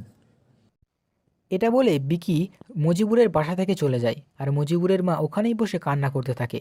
যে ভুলের শাস্তি উনি দিয়েছেন উনি ছেলেকে, সেই ভুলটা আসলেই ও করেনি। এটা ভেবেই উনি আরও কান্না করতে লাগলো। তখনই পেছন থেকে চম্পা এসে মজিবুরের মার কাঁধে হাত রাখলো। অনেক বুঝিয়ে সান্ত্বনা দিল মজিবুরের মাকে চম্পা। আর এইদিকে মজিবুর বাসায় এসে শুয়ে আছি, আপু ভার্সিটিতে আছে। এভাবে সারাদিনটা কেটে গেল। রাতের বেলায় আন্টি আমি আপু খাবার খেতে বসলাম। আন্টি সবজির বাটিটা দাও তো। তুমি মিনাকে আপু বলে ডাকো, তাহলে আমাকে আন্টি বলে ডাকো কেন? আম্মু বলে ডাকতে পারো না? ঠিক আছে আন্টি, আজকে থেকে ডাকবো। ঠিক আবার? আছে আম্মু, এখন বাটিটা দাও। আন্টি বাটিটা দিয়ে নিজের হাতে আমার পাতের সবজি বেড়ে দিল। তিনজনে খাবার খেয়ে রুমে চলে গেলাম। পরদিন সকালে স্কুলে যাওয়ার জন্য বের হলাম। তখনই আপু বাসা থেকে গাড়ি নিয়ে এসে বলল, চল জলদি তোকে স্কুলে নামিয়ে দিয়ে আবার আমার ভার্সিটি যেতে হবে। ওকে চলো। তারপর আমি আর আপু আমার স্কুলে চলে আসলাম। আপু আমাকে নামিয়ে দিয়ে চলে গেল। স্কুলে যাব, কিন্তু ভিতরে যেতে কেমন নার্ভাস ফিল হচ্ছে। তো বুকে এক বস্তা সাহস নিয়ে ভিতরে চলে গেলাম, কিন্তু আমি তো ক্লাসরুম চিনি না। তাই আশেপাশে খুঁজতে লাগলাম কাউকে পাই কিনা জিজ্ঞেস করার মতো। হ্যাঁ, পেয়েছি। কিছু দূরে একটা ছেলে একা বসে আছে। আমি ওর কাছে গিয়ে জিজ্ঞেস করলাম, ভাইয়া 10-এর ক্লাস কোনটা, আমাকে একটু বলে দেবেন? হ্যাঁ। স্কুলে নতুন নাকি? আমি ইজাজুল, তোমার সাথেই পড়ি। আমরা কি ফ্রেন্ড হতে পারি? ছেলেটা আমার দিকে হাত বাড়িয়ে দিয়ে বলল। আমি ওর সাথে হ্যান্ডশেক করে বললাম, ফ্রেন্ড কেন, একদম বেস্ট ফ্রেন্ড হব। তখনই ও আমার কাঁধে হাত দিয়ে বলল, তাহলে আজকে থেকে কোনো আপনি না, শুধু তুই। ওকে তাহলে চল এখন ক্লাসে যাওয়া যাক। ওকে চল। কি কপাল রে শালা, আসতে না আসতেই একটা বন্ধু পেয়ে গেলাম। তারপর আমার ক্লাসে চলে গেলাম। ও দেখি পিছে গিয়ে বসতেছে। ওই কি হলো, পিছনে যাচ্ছিস কেন? আরে আমরা ব্ল্যাক বেঞ্চার, তাই পিছনে বসি। আমরা মানে, তোর কি আরো বন্ধু আছে নাকি? হ্যাঁ আছে তো, ওরা কিছুক্ষণ পরেই আসবে, তখন তোর সাথে পরিচয় করিয়ে দেব। এখন বস তো। আমি ওর সাথে বসে পড়লাম। কিছুক্ষণ পর আস্তে আস্তে সব ছাত্রছাত্রী ক্লাসে আসতে শুরু করলো। দুইটা ছেলে আর একটা মেয়ে আমাদের পাশে এসে বসলো। তখন ইজাজুল বলল, এই হচ্ছে প্রান্ত, এটা নয়ন, আর এটা হলো পেতনি। কুত্তা, আমি পেতনি, তুই একটা বাঁদর। থাক, তোর পরিচয় করিয়ে দিতে হবে না, আমি নিজেই পরিচিত হয়ে নিচ্ছি। হ্যালো, আমি মিম। আর তোর নাম কি? আমি মুজিবর। একে একে সবার সাথে পরিচিত হলাম। ওদের সাথে কথা বলার মাঝেই স্যার ক্লাসে প্রবেশ করলো। আমরা সবাই উঠে স্যারকে সালাম দিলাম। স্যার সালামের উত্তর দিয়ে সবাইকে বসতে বলল। আমরাও বসে পড়লাম। স্যার ক্লাস করাতে লাগলেন। স্যার ক্লাস করাচ্ছে এমন সময় একটা মেয়ে দৌড়ে ক্লাসের ভিতর ঢুকে পড়ল স্যারের অনুমতি ছাড়াই। এটা দেখে তো আমি হা করে তাকিয়ে রইলাম মেয়েটার দিকে। মেয়েটা দেখতেও অনেক সুন্দর, ক্রাশ খাওয়ার মতো। মেয়েটা সোজা এসে আমাকে ধাক্কা দিয়ে আমার পাশে বসে পড়ল। স্যারকেও দেখলাম, কিছু বলল না, বুঝতে পারলাম না কিছু। তাই আমিও চুপচাপ ক্লাস করতে লাগলাম। এভাবে দেখতে দেখতে আজকের ক্লাসগুলো শেষ হয়ে গেল। ক্লাস শেষ করে আমরা সবাই একসাথে বের হলাম। ওই মেয়েটাও দেখি আমাদের সাথে বের হলো ক্লাস থেকে। তাই আমি ইজাজুলকে জিজ্ঞেস করলাম, মেয়েটাকে? ও হচ্ছে মাসুমা, আমাদের ফ্রেন্ড। আমার সাথে পরিচিত করিয়ে দিলি না তো? দাঁড়া, পরিচিত করিয়ে দিই। এই মাসুমা, এ হচ্ছে আমাদের নতুন ফ্রেন্ড মুজিবর। হাই। হ্যালো। তারপর সবার সাথে স্কুল থেকে বেরিয়ে আসলাম। গেটের বাইরে এসে দেখি একটা গাড়ি দাঁড়িয়ে আছে, আর মাসুমান এই গাড়িতে উঠে বসলো। হাত দিয়ে সবাইকে বাই জানিয়ে চলে গেল। তখনই আমি ইজাজুলকে জিজ্ঞেস করলাম, ওই মাসুমার বাবা কি অনেক বড় লোক নাকি? মাসুমার বাবা এখানকার এমপি। কি? হ্যাঁ, এটাই সত্য। এই জন্যই তো বলি, ক্লাসে এভাবে হুট করে ঢুকে পড়ার পরেও স্যার ওকে কেন কিছু বলল না। তোর হয়েছে, এখন চল বাসায় যাওয়া যাক। তুই কোন দিকে যাবি? আমি ওই দিকে যাব, তুই কোন দিকে যাবি? আমি আমার ডান দিকে দেখিয়ে দিয়ে বললাম। তারপর আরে আমি তো এদিকেই চলে যাব, তাহলে চল একসাথে যাওয়া যাক। আমি আর ইজাজুল একই সাথে যেতে লাগলাম। প্রান্ত, নয়ন আর মিম ওরা অন্যদিকে চলে গিয়েছে। ইজাজুলের সাথে কথা বলতে বলতে বাসার সামনে চলে আসলাম। ইজাজুল বলল ওর বাসা নাকি একটু দূরেই, তাই ও চলে গেল। আর আমি বাড়ির ভিতরে চলে আসলাম। বাড়িতে এসে দেখি আপু বসে খাবার খাচ্ছে, হয়তো কিছুক্ষণ আগেই ভার্সিটি থেকে এসছে। আমাকে দেখি বলল, যা, জলদি গিয়ে ফ্রেশ হয়ে আয়, তোর জন্য বসে আছি। কোথায় বসে আছো? তুমি তো খাবার খাচ্ছ। আমি যদি আর কিছুক্ষণ পর আসতাম তাহলে তো তুমি খাবার খেয়ে নিতে। এখন কথা না বাড়িয়ে জলদি ফ্রেশ হয়ে আয়। আমি রুমে গিয়ে ফ্রেশ হয়ে আসলাম। আসলে রুমের মধ্যেই বাথরুম আছে। আমি নিজে এসে আন্টিকে বললাম জলদি খাবার দিতে। তুই এত জলদি করিস কেন? কোথায় যাবি তুই? তোমার সাথে অফিসে যাব তাই। থাক, তোর অফিসে যাওয়ার কোনো দরকার নেই, আমি একলাই সামলে নেব অফিসকে। আমি যদি তোমার সত্যিকারের ভাই হতাম তাহলে কি এভাবে বলতে পারতে? কে বলেছে তুই আমার ভাই না? তুই তো আমার ভাই। তাহলে আমাকে অফিসে নিয়ে যাচ্ছ না কেন? তুই অফিসে গিয়ে কি করবি? তোর কি বয়স হয়েছে ওখানে যাওয়ার মতো? তুমি অফিসে কাজ করবে আর আমি কোম্পানির ভিতরে। তার তুই অফিসে গিয়ে কি করবি? তোর কি বয়স হয়েছে ওখানে যাওয়ার মতো? ওকে, তুই রেডি হ, আমি অপেক্ষা করছি তোর জন্য। পরে খাওয়া দাওয়া করে রেডি হয়ে আপুর সাথে কোম্পানিতে চলে আসলাম। এটা একটা ফুড কোম্পানি। এখানে ফুড রেডি করা হয়, যেমন ধরেন বন, লেজ, সেলাই, ছোটো বাচ্চাদের চকলেট, আরও নানান ধরনের জিনিস। সেগুলো নিয়মিত সবাই ব্যবহার করে। আপু আমাকে কোম্পানিটা ঘুরিয়ে ঘুরিয়ে দেখাচ্ছে, আর আমি ওনার ছোট ভাই বলে সবার সাথে পরিচয় করিয়ে দিচ্ছে। কোম্পানিতে একটা জিনিস খেয়াল করলাম, ম্যানেজার কেমনভাবে যেন আপুর দিকে তাকিয়েছিল। ম্যানেজারটা আপুর বয়সেরই হবে। পুরো কোম্পানিটা ঘুরে দেখলাম আপুর সাথে। আজকের দিনটা আপুর সাথে ঘুরতে ঘুরতেই চলে গেল। রাতের বেলা আপুর সাথে বাসায় চলে আসলাম। অন্যদিকে আম্মু আব্বুকে আমার বিষয়ে সব খুলে বলল। যে দোষে আম্মু আমাকে এতদিন শাস্তি দিত ওই দোষটা আমি করিনি। এটা শুনে আব্বু একটু রাগ করলো আম্মুর উপর। আম্মু কেঁদে কেঁদে আব্বুকে বলল যাতে আমাকে খুঁজে বার করে। এইদিকে আমি রাতের খাবার খেয়ে শুয়ে পড়লাম। পরদিন সকালে ঘুমিয়ে আছি, এমন সময় অনুভব করলাম আমার উপর পানি পড়ছে। আমি চোখ খুলে দেখি আপু আমার চোখে পানি ছিটিয়ে দিচ্ছে। কি হলো আপু, এইভাবে পানি দিচ্ছ কেন? জলদি ওঠ, টাইম দেখেছিস কয়টা বাজে, স্কুল যাবি না? আমার পাশে আমার বাটন ফোনটা ছিল। ফোনটায় কোনো সিম নেই, শুধু গেম খেলা যায় আর গান শোনা যায়। ওই ফোনটায় আমি দেখি স্কুলের টাইম হয়ে গেছে, তাই জলদি উঠে রেডি হয়ে স্কুলে যাওয়ার জন্য রওনা হয়ে গেলাম। আজকেও আপু আমাকে নামিয়ে দিয়ে গেল স্কুলের সামনে। আমি ভিতরে চলে গেলাম। আজকেও গিয়ে দেখি সেম জায়গায় ইজাজুল দাঁড়িয়ে আছে, যেখানে কালকে দাঁড়িয়েছিল ওই জায়গায়। আমি ওর কাছে গিয়ে, ওই তুই ডেলি ডেলি এখানে দাঁড়িয়ে থাকিস কেন বলতো? এই যে দেখছিস এই মেয়েটা হলো আমার ক্রাশ। এই ডেলি এখানে বসে থাকে, তাই আমি এখানে দাঁড়িয়ে ওকে দেখি। ইজাজুল দূরে বসে থাকা অনেকগুলা মেয়েকে দেখিয়ে বলল, আরে ওখানে তো অনেকগুলা মেয়ে, ওখানে তোর ক্রাশ কোনটা কি করে জানবো? আরে দেখছিস না, ওই যে লাল রঙের একটা ড্রেস পরে, ওইটা। তা এখানে দাঁড়িয়ে না থেকে ওরে গিয়ে প্রপোজ করে দিলেই তো পারিস। আরে সাহস হয় না, ওর সামনে গেলে কেমন যেন হাঁটু কাঁপে। শালা, তাহলে তোর প্রেম করতে হবে না, তুই চল ক্লাসে। এইভাবে দেখতে দেখতে আরো অনেক দিন কেটে গেল। অন্যদিকে আব্বু আম্মু বিকি সবাই আমাকে খুঁজছে, কিন্তু কোথাও পাচ্ছে না।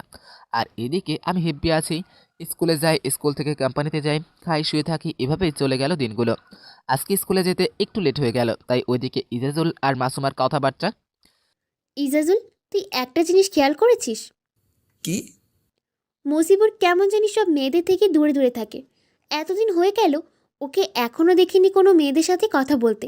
ও তো আমার আর মিমের সাথেও ভালো করে কথা বলে না। কেন রে, তুই কি কিছু জানিস? না রে, আমিও তো জানি না কেন যে মেয়েদের সাথে কথা বলে না।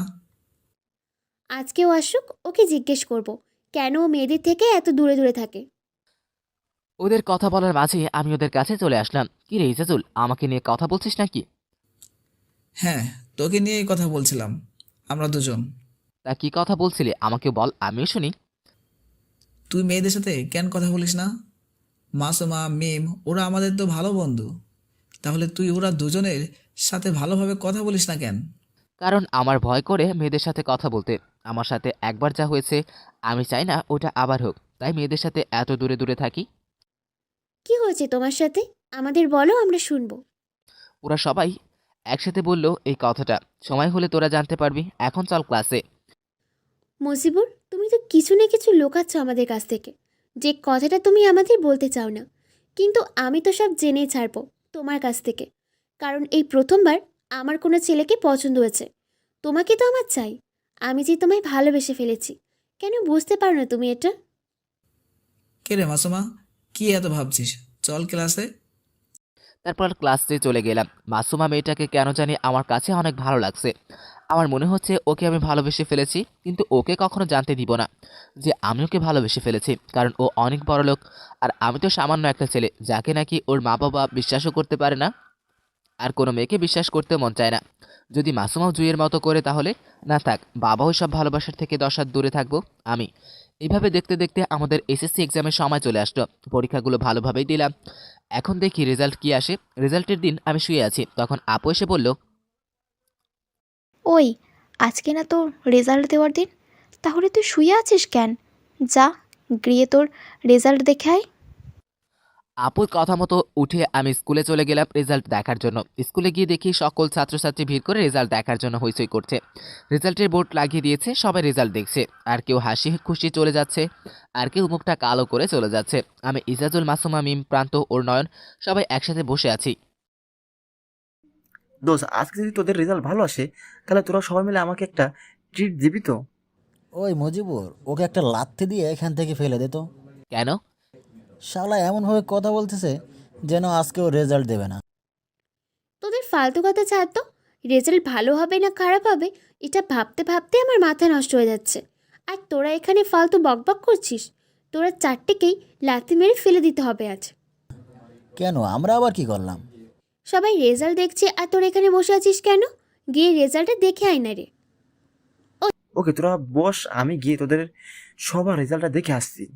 এটা বলে প্রান্ত চলে গেল রেজাল্ট দেখার জন্য। কিছুক্ষণ পর ওই, কি হয়েছে? এভাবে আসতেছিস কেন? আমাদের রেজাল্টের খবর কি? সবার রেজাল্ট ভালো হয়েছে, সবার রেজাল্ট ভালো হয়েছে, কিন্তু মজিবরের ওই আমার রেজাল্ট কি হয়েছে, ভালো হয়নি? শালা ভালো হয়নি। চল, আমাদের সবাইকে এখন তুই ট্রিট দিবি। তুই এসএসসিতে সব থেকে ভালো রেজাল্ট করেছিস, এই স্কুলে সবচেয়ে ভালো রেজাল্ট তোর। সত্যি? না হলে কি আমি মিথ্যে বলছি? বিশ্বাস না হলে তুই নিজে গিয়ে দেখে আয়। তখন আমি সবাইকে ধাক্কিয়ে বোর্ডের সামনে চলে গেলাম। বোর্ডের রেজাল্ট দেখে তো আমি খুশিতে আত্মহারা হয়ে গেলাম। সবার উপরের নামটা আমার। আমি ওদের কাছে, চল আজকে তোদের সবাইকে ট্রিট দিব। তারপর ওরা সবাইকে ট্রিট দিয়ে বাসে চলে আসলাম। আন্টিকে আমার রেজাল্টের কথা বলায় আন্টি অনেক খুশি হলেন। আন্টিকে জিজ্ঞেস করলাম আপু কথায়। আন্টি বলল আপু নাকি কোম্পানিতে গেছে। তাই আমি আন্টিকে বলে কোম্পানিতে চলে আসলাম আপুকে আমার রেজাল্টের বিষয়ে বলার জন্য। আমি কোম্পানিতে এসে দেখি আপু সবার সাথে বসে কি যেন মিটিং করছে। আমি তাই নক দিয়ে বললাম আপু আসতে পারে? হ্যাঁ, ভিতরে আয়। বাইরে দাঁড়িয়ে আছিস কেন? আমিও ভিতরে ঢুকে ওদের কথা শুনতে লাগলাম। ওদের কথা শুনে বুঝতে পারলাম একটা কোম্পানিতে মাল সাপ্লাই করতে চায় ওরা, কিন্তু ওই কোম্পানির মালিককে নাকি ওদেরকে বলছে আজকে না কালকে, কালকে না পরশু অর্ডার নেবে। আমি ওদের মাঝে কিছু বললাম না। আমি জানি আমি কিছু বললে ওরা শুনবে না, তাই ওদের কথায় বসে বসে শুনছি। মিটিং শেষে সবাই চলে যাওয়ার পর আপু জিজ্ঞেস করলো, কি হয়েছে এখন বল তো? আপু আমার পরীক্ষার রেজাল্ট বেরিয়েছে আজকে, আর জানো আমি স্কুলে সবার থেকে ভালো রেজাল্ট করেছি। ওই উপলক্ষে তোকে তো একটা গিফট দিতে হয়। চল আমার সাথে। তারপর আপুর সাথে কোম্পানির বাইরে চলে আসলাম। আপু আমাকে নিয়ে একটা মোবাইলের দোকানে গেল, ওখান থেকে একটা মোবাইল কিনে দিল, ভিভো মোবাইল। অনেক ভালো লাগলো মোবাইল আমার কাছে, সাথে একটা সিমও কিনে দিল। তারপর আমরা দুজনই বাসে চলে আসলাম। এভাবে দেখতে দেখতে আরও অনেক দিন চলে গেল। আর আজকে আমি কলেজে যাব প্রথমবার। অনেকের কাছে শুনেছি কলেজে নাকি প্রথম র্যাগিং দেয়। যদি ওরা আমাকে র্যাগিং দেয় তাহলে এটা ভাবেই অনেক ভয় লাগছে। আর কলেজে শুধু আমি একলা ভর্তি হইনি, আমার সাথে মাসুমা, ইজাজুল ওরা দুজনে ভর্তি হয়েছে। প্রান্ত নয়মিম ওরা অন্য কলেজে গেছে, হেঁটেই যাচ্ছে কলেজে, কারণ বাসা থেকে কলেজটা বেশি দূরে না। কলেজের গেটের সামনে দাঁড়িয়ে আছি ইজাজুলের জন্য। কল দিয়েছিল, আমাকে অপেক্ষা করতে বলেছিল, তাই কিছুক্ষণ পর ইজাজুল চলে আসলো। আমরা দুজন একসাথে কলেজের ভিতরে প্রবেশ করলাম। কলেজের ভিতরে গিয়ে তো পুরাই টাসকে খেয়ে গেলাম। ইজাজুল আর আমি দুজন দুজনের দিকে তাকিয়ে আছি শুধু, কারণ সামনে যা দেখছি তা বিশ্বাস করার মতো ব্যাপার না। একদম অবিশ্বাস্য একটা কাণ্ড ঘটছে। তাই আপনাদেরও বলি, না বলে তো বুঝবেন না আবার আপনারা, কারণ সামনে মাসুম একটা গাড়ির উপর বসে আছে। এই রূপে ওকে কখনো দেখতে পারবো সেটা আমি দুজনে কখনো অ্যাকসেপ্ট করতে পারিনি। দুটো ছেলেকে সামনে কান ধরিয়ে উঠবোস করাচ্ছে। কি দেখছি আমি এটা, বিশ্বাসই হচ্ছে না আমার কাছে। যখন আমি আর ইজাজুল চলে যেতে নিব তখনই একটা ছেলে আমাদের ডাক দিল। ওই তোরা দুজন এখানে আয়, ম্যাম ডাকছে তোদের। আশেপাশে তাকিয়ে দেখছি ছেলেটা ম্যাম কাকে বলছে। ওই এদিক ওদিক কি তাকিয়ে দেখছিস, এদিকে আয়। আমরা দুজনেই ছেলেগুলোর কাছে গেলাম যেখানে নাকি মাসুমা বসেছিল। তখনই মাসুমা বলল, তোরা দুজনকে ডাকছি কানে শুনিস না? আসতে তো দেরি হয়েছে কেন তোদের? মাসুমা তুই আমাদের সাথে এইভাবে কথা বলছিস কেন? তুই না আমাদের বন্ধু হস তাহলে? আমি বন্ধুত্ব করব তোদের সাথে? আরে স্কুলে আমি শুরু পড়াই কাঁচা ছিলাম, তাই তোদের সাথে বন্ধুত্ব করেছিলাম, বুঝলি বুদ্ধু? আর তোদেরকে দেখেছিস, আর আমাকে দেখ, আমি এখানকার এমপির মেয়ে, আর তোরা তো সামান্য। থাক, আর বললাম না। এখন তোরা এখানে 50 বার কান ধরে উঠবোস করবি। মাসুমা তুই চুপ একদম। আমার নাম ধরে ডাকবি না, আমাকে ম্যাম বলে ডাকবি, বুঝলি ছোট লোক? আমি কিছু বলার আগেই মাসুমা আমাকে থাপ্পড় মেরে বলল কথাটা। আজকে এটা কাকে দেখছি আমি? এটা তো মাসুমা হতেই পারে না। মাসুমা তো অনেক শান্তশিষ্ট একটা মেয়ে ছিল। আমরা দুজনে চুপচাপ দাঁড়িয়ে আছি, তখন কয়েকটা ছেলে এসে আমরা দুজনকে মারতে লাগলো আর বলল, ছোট লোকের বাচ্চা, ম্যামের কথা শুনিস না? তোদেরকে তো আজকে মেরেই ফেলবো। আমাকে আর ইজাজুলকে ওরা সবাই মিলে অনেক মারলো। মারা শেষ হলে ওরা আমরা দুজনকে এইভাবে ফেলেই চলে গেল। আমি ওখানে জ্ঞান হারিয়ে ফেললাম। তারপর কলেজে কি হলো কিছুই জানি না। যখন চোখ খুললাম তখন নিজেকে হসপিটালে আবিষ্কার করলাম। পাশেই আপু বসে কান্না করছে। কি হয়েছে আপু, তুমি কান্না করছো কেন? তোর জ্ঞান ফিরেছে ভাই? তুই ঠিক আছিস তো? আমরা তো অনেক ভয় পেয়ে গিয়েছিলাম। তোর এই অবস্থা হলো কিভাবে? আপুকে কিছু বলা যাবে না, তাই আমি কথা ঘুরিয়ে বললাম, আমাকে এখানে কে নিয়ে এসেছে আর আমার বন্ধুটা কোথায়? তোকে একটা ছেলে এখানে নিয়ে এসেছে, আর সে বলল তোকে নাকি আগে থেকেই চিনে। ও এখন গিয়েছে বাইরে খাবার খেতে। 2 দিন হয়েছে ছেলেটা তোর পাশে বসেছিল, কিছু খায়নি। আজকে ডাক্তার বলল তোর জ্ঞান ফিরবে, তাই এখন একটু বাইরে গেছে। কে হতে পারে ছেলেটা, এটাই ভাবছি। কেনই বা আমার জন্য এত কষ্ট করলো? আর আপু কি বললো 2 দিন মানে? আপু তুমি কি বললে 2 দিন মানে? আমি 2 দিন অজ্ঞান ছিলাম নাকি? হ্যাঁ, তুই 2 দিন অজ্ঞান ছিলি। ডাক্তার তো বলেছিল তোর জ্ঞান কখনো ফিরবে না। ও ওরা বলতে পারবে না। এটা শুনে তো আমরা সবাই চিন্তায় পড়ে গিয়েছিলাম। আপু আমার সাথে তো আরও একটা ছেলে ছিল, ওকে কি হসপিটালে আনা হয়নি? আমি ইজাজুলের কথা জিজ্ঞেস করলাম আপুর কাছে। হ্যাঁ, আনা হয়েছে তো। ও এখন তোর পাশের কেবিনে আছে। ইজাজুল ঠিক আছে তো? ওর কিছু হয়নি তো? কিছু হয়নি বলতে অনেক কিছু হয়েছে। ছেলেটার পায়ে অনেক আঘাত লাগার কারণে পাটা ভেঙে গেছে। তাই ডক্টর বলেছে এটা ঠিক হতে অনেক সময় লাগবে। আমাকে একটু ওর কাছে নিয়ে যাবে? ওকে, চল আমি নিয়ে যাচ্ছি তোকে। তারপর আপুর কাঁধে ভর দিয়ে ইজাজুলের কেবিনে গেলাম। গিয়ে দেখি এক পা উপর করে ব্যান্ডেজ দিয়ে বাঁধা। ইজাজুলের পাশেই ওর আম্মু বসে রয়েছে। আমি ভিতরে গিয়ে ইজাজুলের আরেক পাশে বসলাম। আমাকে ক্ষমা করে দিস রে দোস্ত, আজকে তোর এই অবস্থা শুধু আমার জন্য হয়েছে। আমি যদি মাসুমার মুখের উপর কথা না বলতাম তাহলে হয়তো আজকে এই অবস্থা হতো না তোর। আরে দোস্ত, আমার কিছু হয়নি তো। তুই ঠিক আছিস তো? হ্যাঁ রে, আমি ঠিক আছি। তুই দেখিস ওই মাসুমাকে আমি ছাড়বো না। ওকে তো আমি শাস্তি দিয়ে ছাড়বো। সামান্য একটা ব্যাপারে কিভাবে মারলো আমাদের। আমরা কথা বলছি এমন সময় কেবিনে আরেকজন দৌড়ে ঢুকলো। তাকে দেখে তো আমি হাঁ করে তাকিয়ে রইলাম তার দিকে। সে এসে আমাকে জড়িয়ে ধরলো। শালা কুত্তা হারামি, একে তো আমাকে না বলে গ্রাম থেকে চলে এসেছিস, তারপর আমার সাথে একদিনও যোগাযোগ করিসনি। তোকে কত খুঁজেছি তুই জানিস? আর তুই জানবি বা কী করে?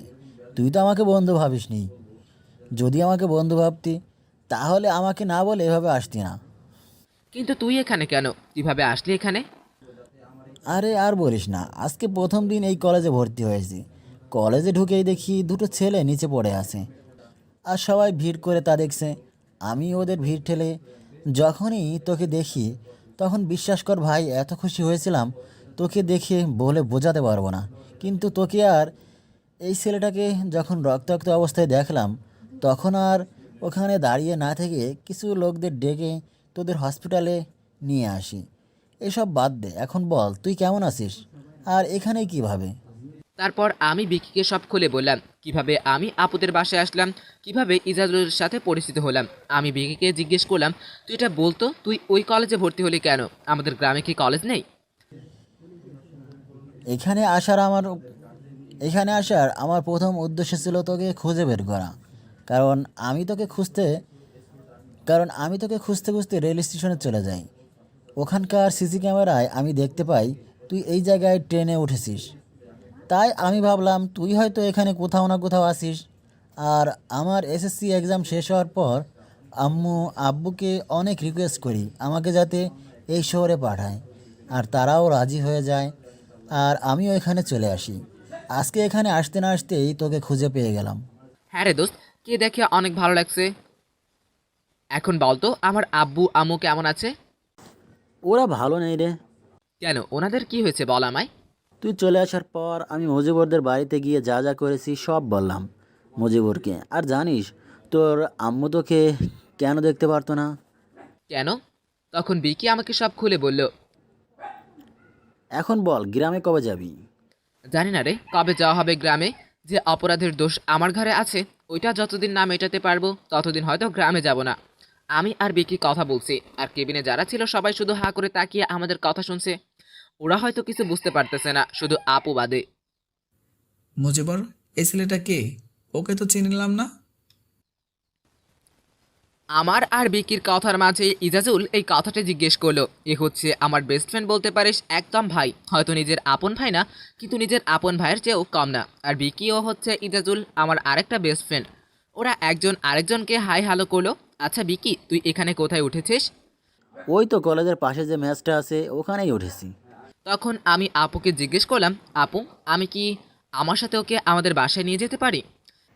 ঠিক আছে, নিয়ে চল। এভাবে হসপিটালে আরও কয়েকটা দিন কেটে গেল। এখন আমি মোটামুটি সুস্থ, কিন্তু ইজাজুলের পা এখনও ভালো হয়নি। তাই ও ওর নিজের বাসায় চলে গেছে, আর আমি আর বিকি আপুদের বাসায় চলে আসলাম। বিকি আর আমি একই রুমে থাকি। আজকে আবার কলেজে যাচ্ছি। আমি আর বিকি কলেজের ভিতরে চলে গেলাম। আজকে আর মাসুমাকে দেখতে পাইনি, হয়তো আসেনি এখনও। তাই আমরা দুজনেই ক্লাসের ভিতরে চলে গেলাম। কিছুক্ষণ পর এক এক করে সব ছাত্রছাত্রীরা ক্লাসের ভিতর চলে আসলো। তারই কিছুক্ষণ পর একটা ম্যাডাম আমাদের ক্লাসে আসলো। আমরা সবাই দাঁড়িয়ে ম্যাডামকে সালাম দিলাম। ম্যাডামও আমাদের বসতে বলে ক্লাস শুরু করলেন। এইভাবে করে 3টা ক্লাস চলে গেল। দুপুরে লাঞ্চের সময় আমি আর বিকি বসে লাঞ্চ করছি। এমন সময় ক্যান্টিনে মাসুমা আরও সাথে অনেকগুলো মেয়ে ছেলে আসলো। মাসুমা সবাইকে উদ্দেশ্য করে বলল, গত 3 বছরের মতো এই বছরও আমি ছাত্রলীগের ইলেকশনে দাঁড়িয়েছি। আমার বিপক্ষে কি কেউ দাঁড়াবে? যদি কেউ দাঁড়াতে চাই তাহলে কালকে সকালে এসে প্রিন্সিপাল স্যারের কাছে তার নাম লিখিয়ে আসতে পারে। আমি জানি গত 3 বছর কেউ আমার বিপক্ষে দাঁড়ায়নি, তাই এবছরও কেউ দাঁড়াবে না। কেন দাঁড়াবে না? হেরে যাওয়ার ভয়ে নাকি কাউকে দাঁড়াতে দিস না তুই? তখন মাসুমা আমার কাছে এসে বলল, তোর মুখটা দেখি খুব চলে। ওই দিনের মারটা ভুলে গেলি নাকি? নাকি আজকে আবার মার খেতে চাস? কি? তুই মারবি আমায়? How funny! আরে তোর কি ক্ষমতা আছে আমাকে মারার? ওই দিন তো তোর ছেলে পেলেরা আমাকে মেরেছিল, তুমি মারতে পেরেছিলে? এটা যখন বললাম তখন মাসুমা আমাকে থাপ্পড় দিতে চাইলো, আর আমি ওর হাতটা ধরে একটু মোচড়ে দিলাম। আহ, ছাড় বলছি, আমার হাত লাগছে কিন্তু। এটুকুতেই হাওয়া বেরিয়ে গেল। আর নাকি সে কলেজের ছাত্রলীগের নেতাগিরি দেখাতে আসছে এখানে। মাসুমা ওর হাতটা মুচড়ামুচড়ি করে ছাড়িয়ে নিল। তোকে দেখে নেব পরে। আই, তোকে একটা সেলফি তুলে দেই, তারপর সব সময় নিজের মোবাইল দেখিস। মাসুমা রেগে ফুসফুস করতে করতে ক্যান্টিন থেকে বেরিয়ে গেল। তখনই কিছু সিনিয়র ভাই আমাদের কাছে এসে বলল, ভাই তুমিই পারবে এই মেয়ের বিরুদ্ধে দাঁড়াতে। মানে? মানে তুমি এবার মাসুমার বিরুদ্ধে ইলেকশনে দাঁড়াবে, আমরা সবাই তোমাকে সাহায্য করব। 1 মিনিট, আমাকে আগে তোমরা এটা বলো তো, এই মেয়ে তো এতদিন এই কলেজে ভর্তি হয়নি, তাহলে ও এই কলেজের ছাত্রলীগের নেতা হলো কিভাবে? ভাই সবই টাকা। আর ওর বাবা এখানকার এমপি হওয়ায় ও এই কলেজে গত 3 বছর ধরে ইলেকশনে দাঁড়াচ্ছে, কিন্তু ওর বিরুদ্ধে কেউ দাঁড়াতে সাহস পায় না। কেন? ওর বিরুদ্ধে যে দাঁড়ায় না কেন, ইলেকশনের একদিন আগে তাকে আর খুঁজে পাওয়া যায় না। 2 বছর 2টা ছেলে দাঁড়িয়েছিল, ইলেকশনের দিন তাদেরকে আর খুঁজে পাওয়া যায়নি। ইলেকশনের 10 থেকে 12 দিন পর তাদের খুঁজে পাওয়া গেছে, তাই ভয়ে কেউ ওর বিরুদ্ধে দাঁড়ায় না। কিন্তু ভাই, আজকে তুমি যে সাহস দেখালে আমি বুঝে গেছি তুমি পারবে এই মেয়ের হাত থেকে কলেজের সবাইকে বাঁচাতে। ওই মেয়ের জন্য কলেজে ভালো করে একটা ছেলে একটা মেয়ে প্রেমও করতে পারবে না। এই দুঃখটা কাকে বলি ভাই, বলতো? প্রেম করতে পারে না কেন? ও যদি কাউকে প্রেম করতে দেখে তাহলে প্রিন্সিপাল স্যারের কাছে গিয়ে কমপ্লেন করে দেয়। আর এই প্রিন্সিপালটা হচ্ছে ওর চাচা, ও যেটা বলে ওইটাই বিশ্বাস করে নেয়। ছেলে মেয়েদের প্রেম করতে দেখলে ওদের বিষয়ে আরও অনেক কিছু বানিয়ে বানিয়ে বলে, যার জন্য ওই ছেলে মেয়েদের শাস্তি দেওয়া হয়। এই জন্য এই কলেজে কোনো ছেলে মেয়ে কারোর সাথে প্রেম করে না। স্কুলে মাসুমা কিরকম ছিল আর এখানে তো পুরোটাই উল্টো। বুঝতে পারলাম মাসুমার বিরুদ্ধে কাউকে দাঁড়াতে হবে। কাউকে কি, আমি নিজেই দাঁড়াবো, কিন্তু আমাকে কি ওকে সাপোর্ট করবে? ভাই তুমি শুধু রাজি হও, ওসব আমরা সবাই দেখে নেব। ক্যান্টিনের সবাই একসাথে বললো, হ্যাঁ আমরা সবাই আছি আপনার সাথে। কিরে মজিবুর, তুই তো দেখি সবার কাছে ফেমাস হয়ে যাচ্ছিস, আবার দেখিস আমাকে ভুলে যাস না। আরে শালা, তুই হচ্ছিস আমার কলিজা, তোকে ভুলবো কি করে বলতো? কেউ থাকুক বা না থাকুক, আমি আছি তোর সাথে সব সময়। আমরা সবাই আছি ভাই তোমার সাথে, তুমি দাঁড়াও ওই মেয়ের বিরুদ্ধে। কিন্তু আমি এইসব ইলেকশনের বিষয়ে কিছু জানি না তো। আরে ভাই আমরা আছি তোমার সাথে, আমরা শিখিয়ে দেব। তুমি শুধু কালকে প্রিন্সিপাল স্যারের কাছে গিয়ে বলিও যে তুমি মাসুমার বিরুদ্ধে দাঁড়াবে, তাহলেই হবে। তারপরে কি করা যায় সব আমরা সবাই দেখব নে। ওকে ওকে, এখন চলো সবাই নিজের নিজের ক্লাসে যাও। তারপর এক এক করে সবাই ক্যান্টিন থেকে চলে গেল, কিন্তু ওই সিনিয়র ভাইয়াটা গেল না। কি হলো ভাই, তুমি যাবে না তোমার ক্লাসে? আমি তো তোমার নামেই জানি না, আগে আমরা পরিচিত হয়ে নেই তারপর যাব। ওকে, আমি মজিবুর আর ও হচ্ছে আমার বেস্ট ফ্রেন্ড বিকি। আর ভাই মিঠুন, তুমি আমাকে নাম ধরে রাখতে পারো আজকে থেকে, তাহলে ফ্রেন্ড। ওকে, এখন চলো। আমাকে তুই করে বলতে পারিস। ওকে, তাহলে চলো ক্লাসে যাওয়া যাক। তারপর মিঠুনও চলে গেল, আর আমি আর বিকিও নিজের ক্লাসে চলে গেলাম। আরও 2টা ক্লাস করে বাসায় চলে আসলাম। মজিবুর, এখানে আমার একটা পার্ট টাইম জব খুঁজতে হবে। কেন?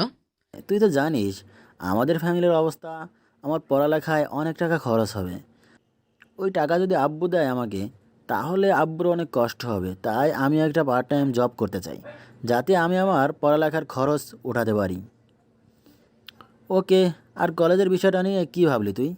তুই চাইলে আপুর কোম্পানিতে পার্ট টাইম জব করতে পারিস। তুই যদি রাজি থাকিস আমি আপুর সাথে কথা করবো তাহলে। আর আমিও কলেজ থেকে সেই ডেইলি আপু কোম্পানিতে যাই। কোন বিষয়? আর এই ইলেকশনে দাঁড়ানোর বিষয়টা। ওহ, ওটা নিয়ে এখনো ভাবিনি, রাতে ঘুমানোর পর ভাববো। শালা ঘুমানোর পর কেউ কিছু ভাবতে পারে নাকি? আমি ইন্টেলিজেন্ট মানুষ বলছি, আমি ঘুমানোর পরও সব ভাবতে পারি। তুই ছাড় তো তোর এসব ফালতু কথা। এখন চল, আন্টি অনেকক্ষণ আগেই আমাদের ডেকে গিয়েছে, কিন্তু আমি আর বিকে খাবার টেবিলে গিয়ে দেখি আপু চলে আসছে। ভিকি, তোমার এখান থাকতে কোনো অসুবিধা হচ্ছে না তো? না আপু, কোনো অসুবিধা হচ্ছে না। আপু, তুমি বিকিকে তোমার কোম্পানিতে একটা কাজ দিতে পারবে? ও কলেজ শেষ করে এসে কোম্পানিতে যাবে, আবার রাতে আমি যখন আসি তখন চলে আসবে। এরকম কোনো কাজ আছে কি তোমার কোম্পানিতে? হ্যাঁ, আমিও তো দুটো ডেলিভারি করার লোক খুঁজতেছিলাম। ও চাইলে আমার কোম্পানিতে কাজ করতে পারে। আপু, তাহলে আমি ওর সাথে ডেলিভারি করব। তুই কেন? তুই তো অলরেডি একটা কাজ করতেছিস, তাই না? আপু, আমি এই শহরটা ঘুরে দেখতে চাই, আর আমি যদি ডেলিভারি করি তাহলে এই শহরটাও ঘুরে দেখা হবে, আর তোমার কোম্পানিরও কাজ হবে। ওকে, তোর যা মন চায় তুই তাই কর। খাবার সময় এত কথা বলে নাকি? তোরা চুপচাপ খেতে পারিস না? কখন থেকে কথা বলেই যাচ্ছিস, চুপ হওয়ার নামই নেই। তোরা খাবার পরে কথা বলতে পারবি না যে এখনই এত কথা বলছিস? আন্টির ধমক শুনে সবাই খাওয়া শেষ করে নিজে নিজের যে যার রুমে চলে গেল। ও, আপনাদের বলতে ভুলে গেছি, বিকি আজকে অন্য রুমে চলে গেছে, তাই আমিও আমার রুমে চলে গেলাম। রেডি হয়ে আপুর সাথে কোম্পানিতে চলে আসলাম, আমি আর বিকি। আপু বিকিকে কিছু কাজ বুঝিয়ে দিল, বিকিও আপুর দেখানো কাজে লেগে পড়লো। আর আমি আপুর কাছে গিয়ে বললাম, আপু একটা কথা বলবো? হ্যাঁ বল।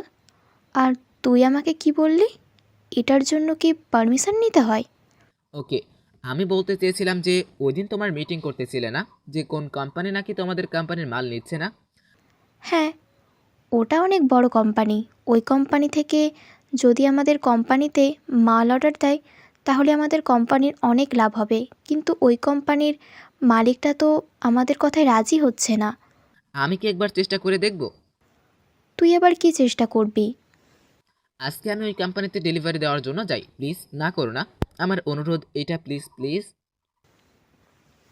সবাই তো চেষ্টা করে দেখলো, না হয় তুই একবার চেষ্টা করে দেখ। ওকে, যা। আর এটা হলো ওই কোম্পানির অ্যাড্রেস। আপু আমাকে একটা ড্রেস দিল, আমি আপুর দেওয়ার ড্রেস বাইকে নিয়ে চলে আসলাম। কোম্পানিটার দিকে তাকিয়ে দেখলাম অনেক বড় কোম্পানি। গেট খুলে সিকিউরিটি থেকে পারমিশন নিয়ে ভিতরে চলে গেলাম। আমি গিয়ে দেখি কোম্পানির মালিক আর তার ম্যানেজার লিফটের সামনে দাঁড়িয়ে আছে, হয়তো উপরে যাওয়ার জন্য দাঁড়িয়ে আছে। তখন আমি দৌড়ে ওনার কাছে গেলাম। কে তুমি? আমি আইটিসি কোম্পানি থেকে এসেছি, আমাদের কোম্পানির অর্ডারটা যদি একটু কনফার্ম করে দিতেন তাহলে অনেক ভালো হতো স্যার। এখন আমি একটা কাজে যাচ্ছি, তুমি পরে আসো, অবশ্যই কনফার্ম করে দেবো। স্যার, আমি শুনেছি আপনি সবাইকে একই কথা বলেন, প্লিজ স্যার আমাদের অর্ডারটা একটু কনফার্ম করে নেন। আমি কথা দিলাম, তুমি পরে এসো, আমি অবশ্যই কনফার্ম করে দেবো। আমি আর কিছু বলতে যাব তখন দেখি লিফট নিচে নেমে এসছে, আর ওরা দুজন লিফটের ভিতরে চলে গেল। আমি ক্ষণিকেই ভাবলাম উনি কি বললেন পরে আসলে অবশ্যই কনফার্ম করবে, তার মানে এটা ভেবেই আমি সিঁড়ি দিয়ে দৌড়ে উপরে চলে আসলাম। লিফট উপরে আসার আগেই আমি লিফটের সামনে গিয়ে হাঁপাতে লাগলাম, অনেক স্পিডে এসেছি দৌড়ে, তাই হাঁপানি উঠে গেল। কোম্পানির মালিক আর ম্যানেজার লিফট থেকে বেরিয়ে দেখে আমি ওদের সামনে দাঁড়িয়ে হাঁচছি।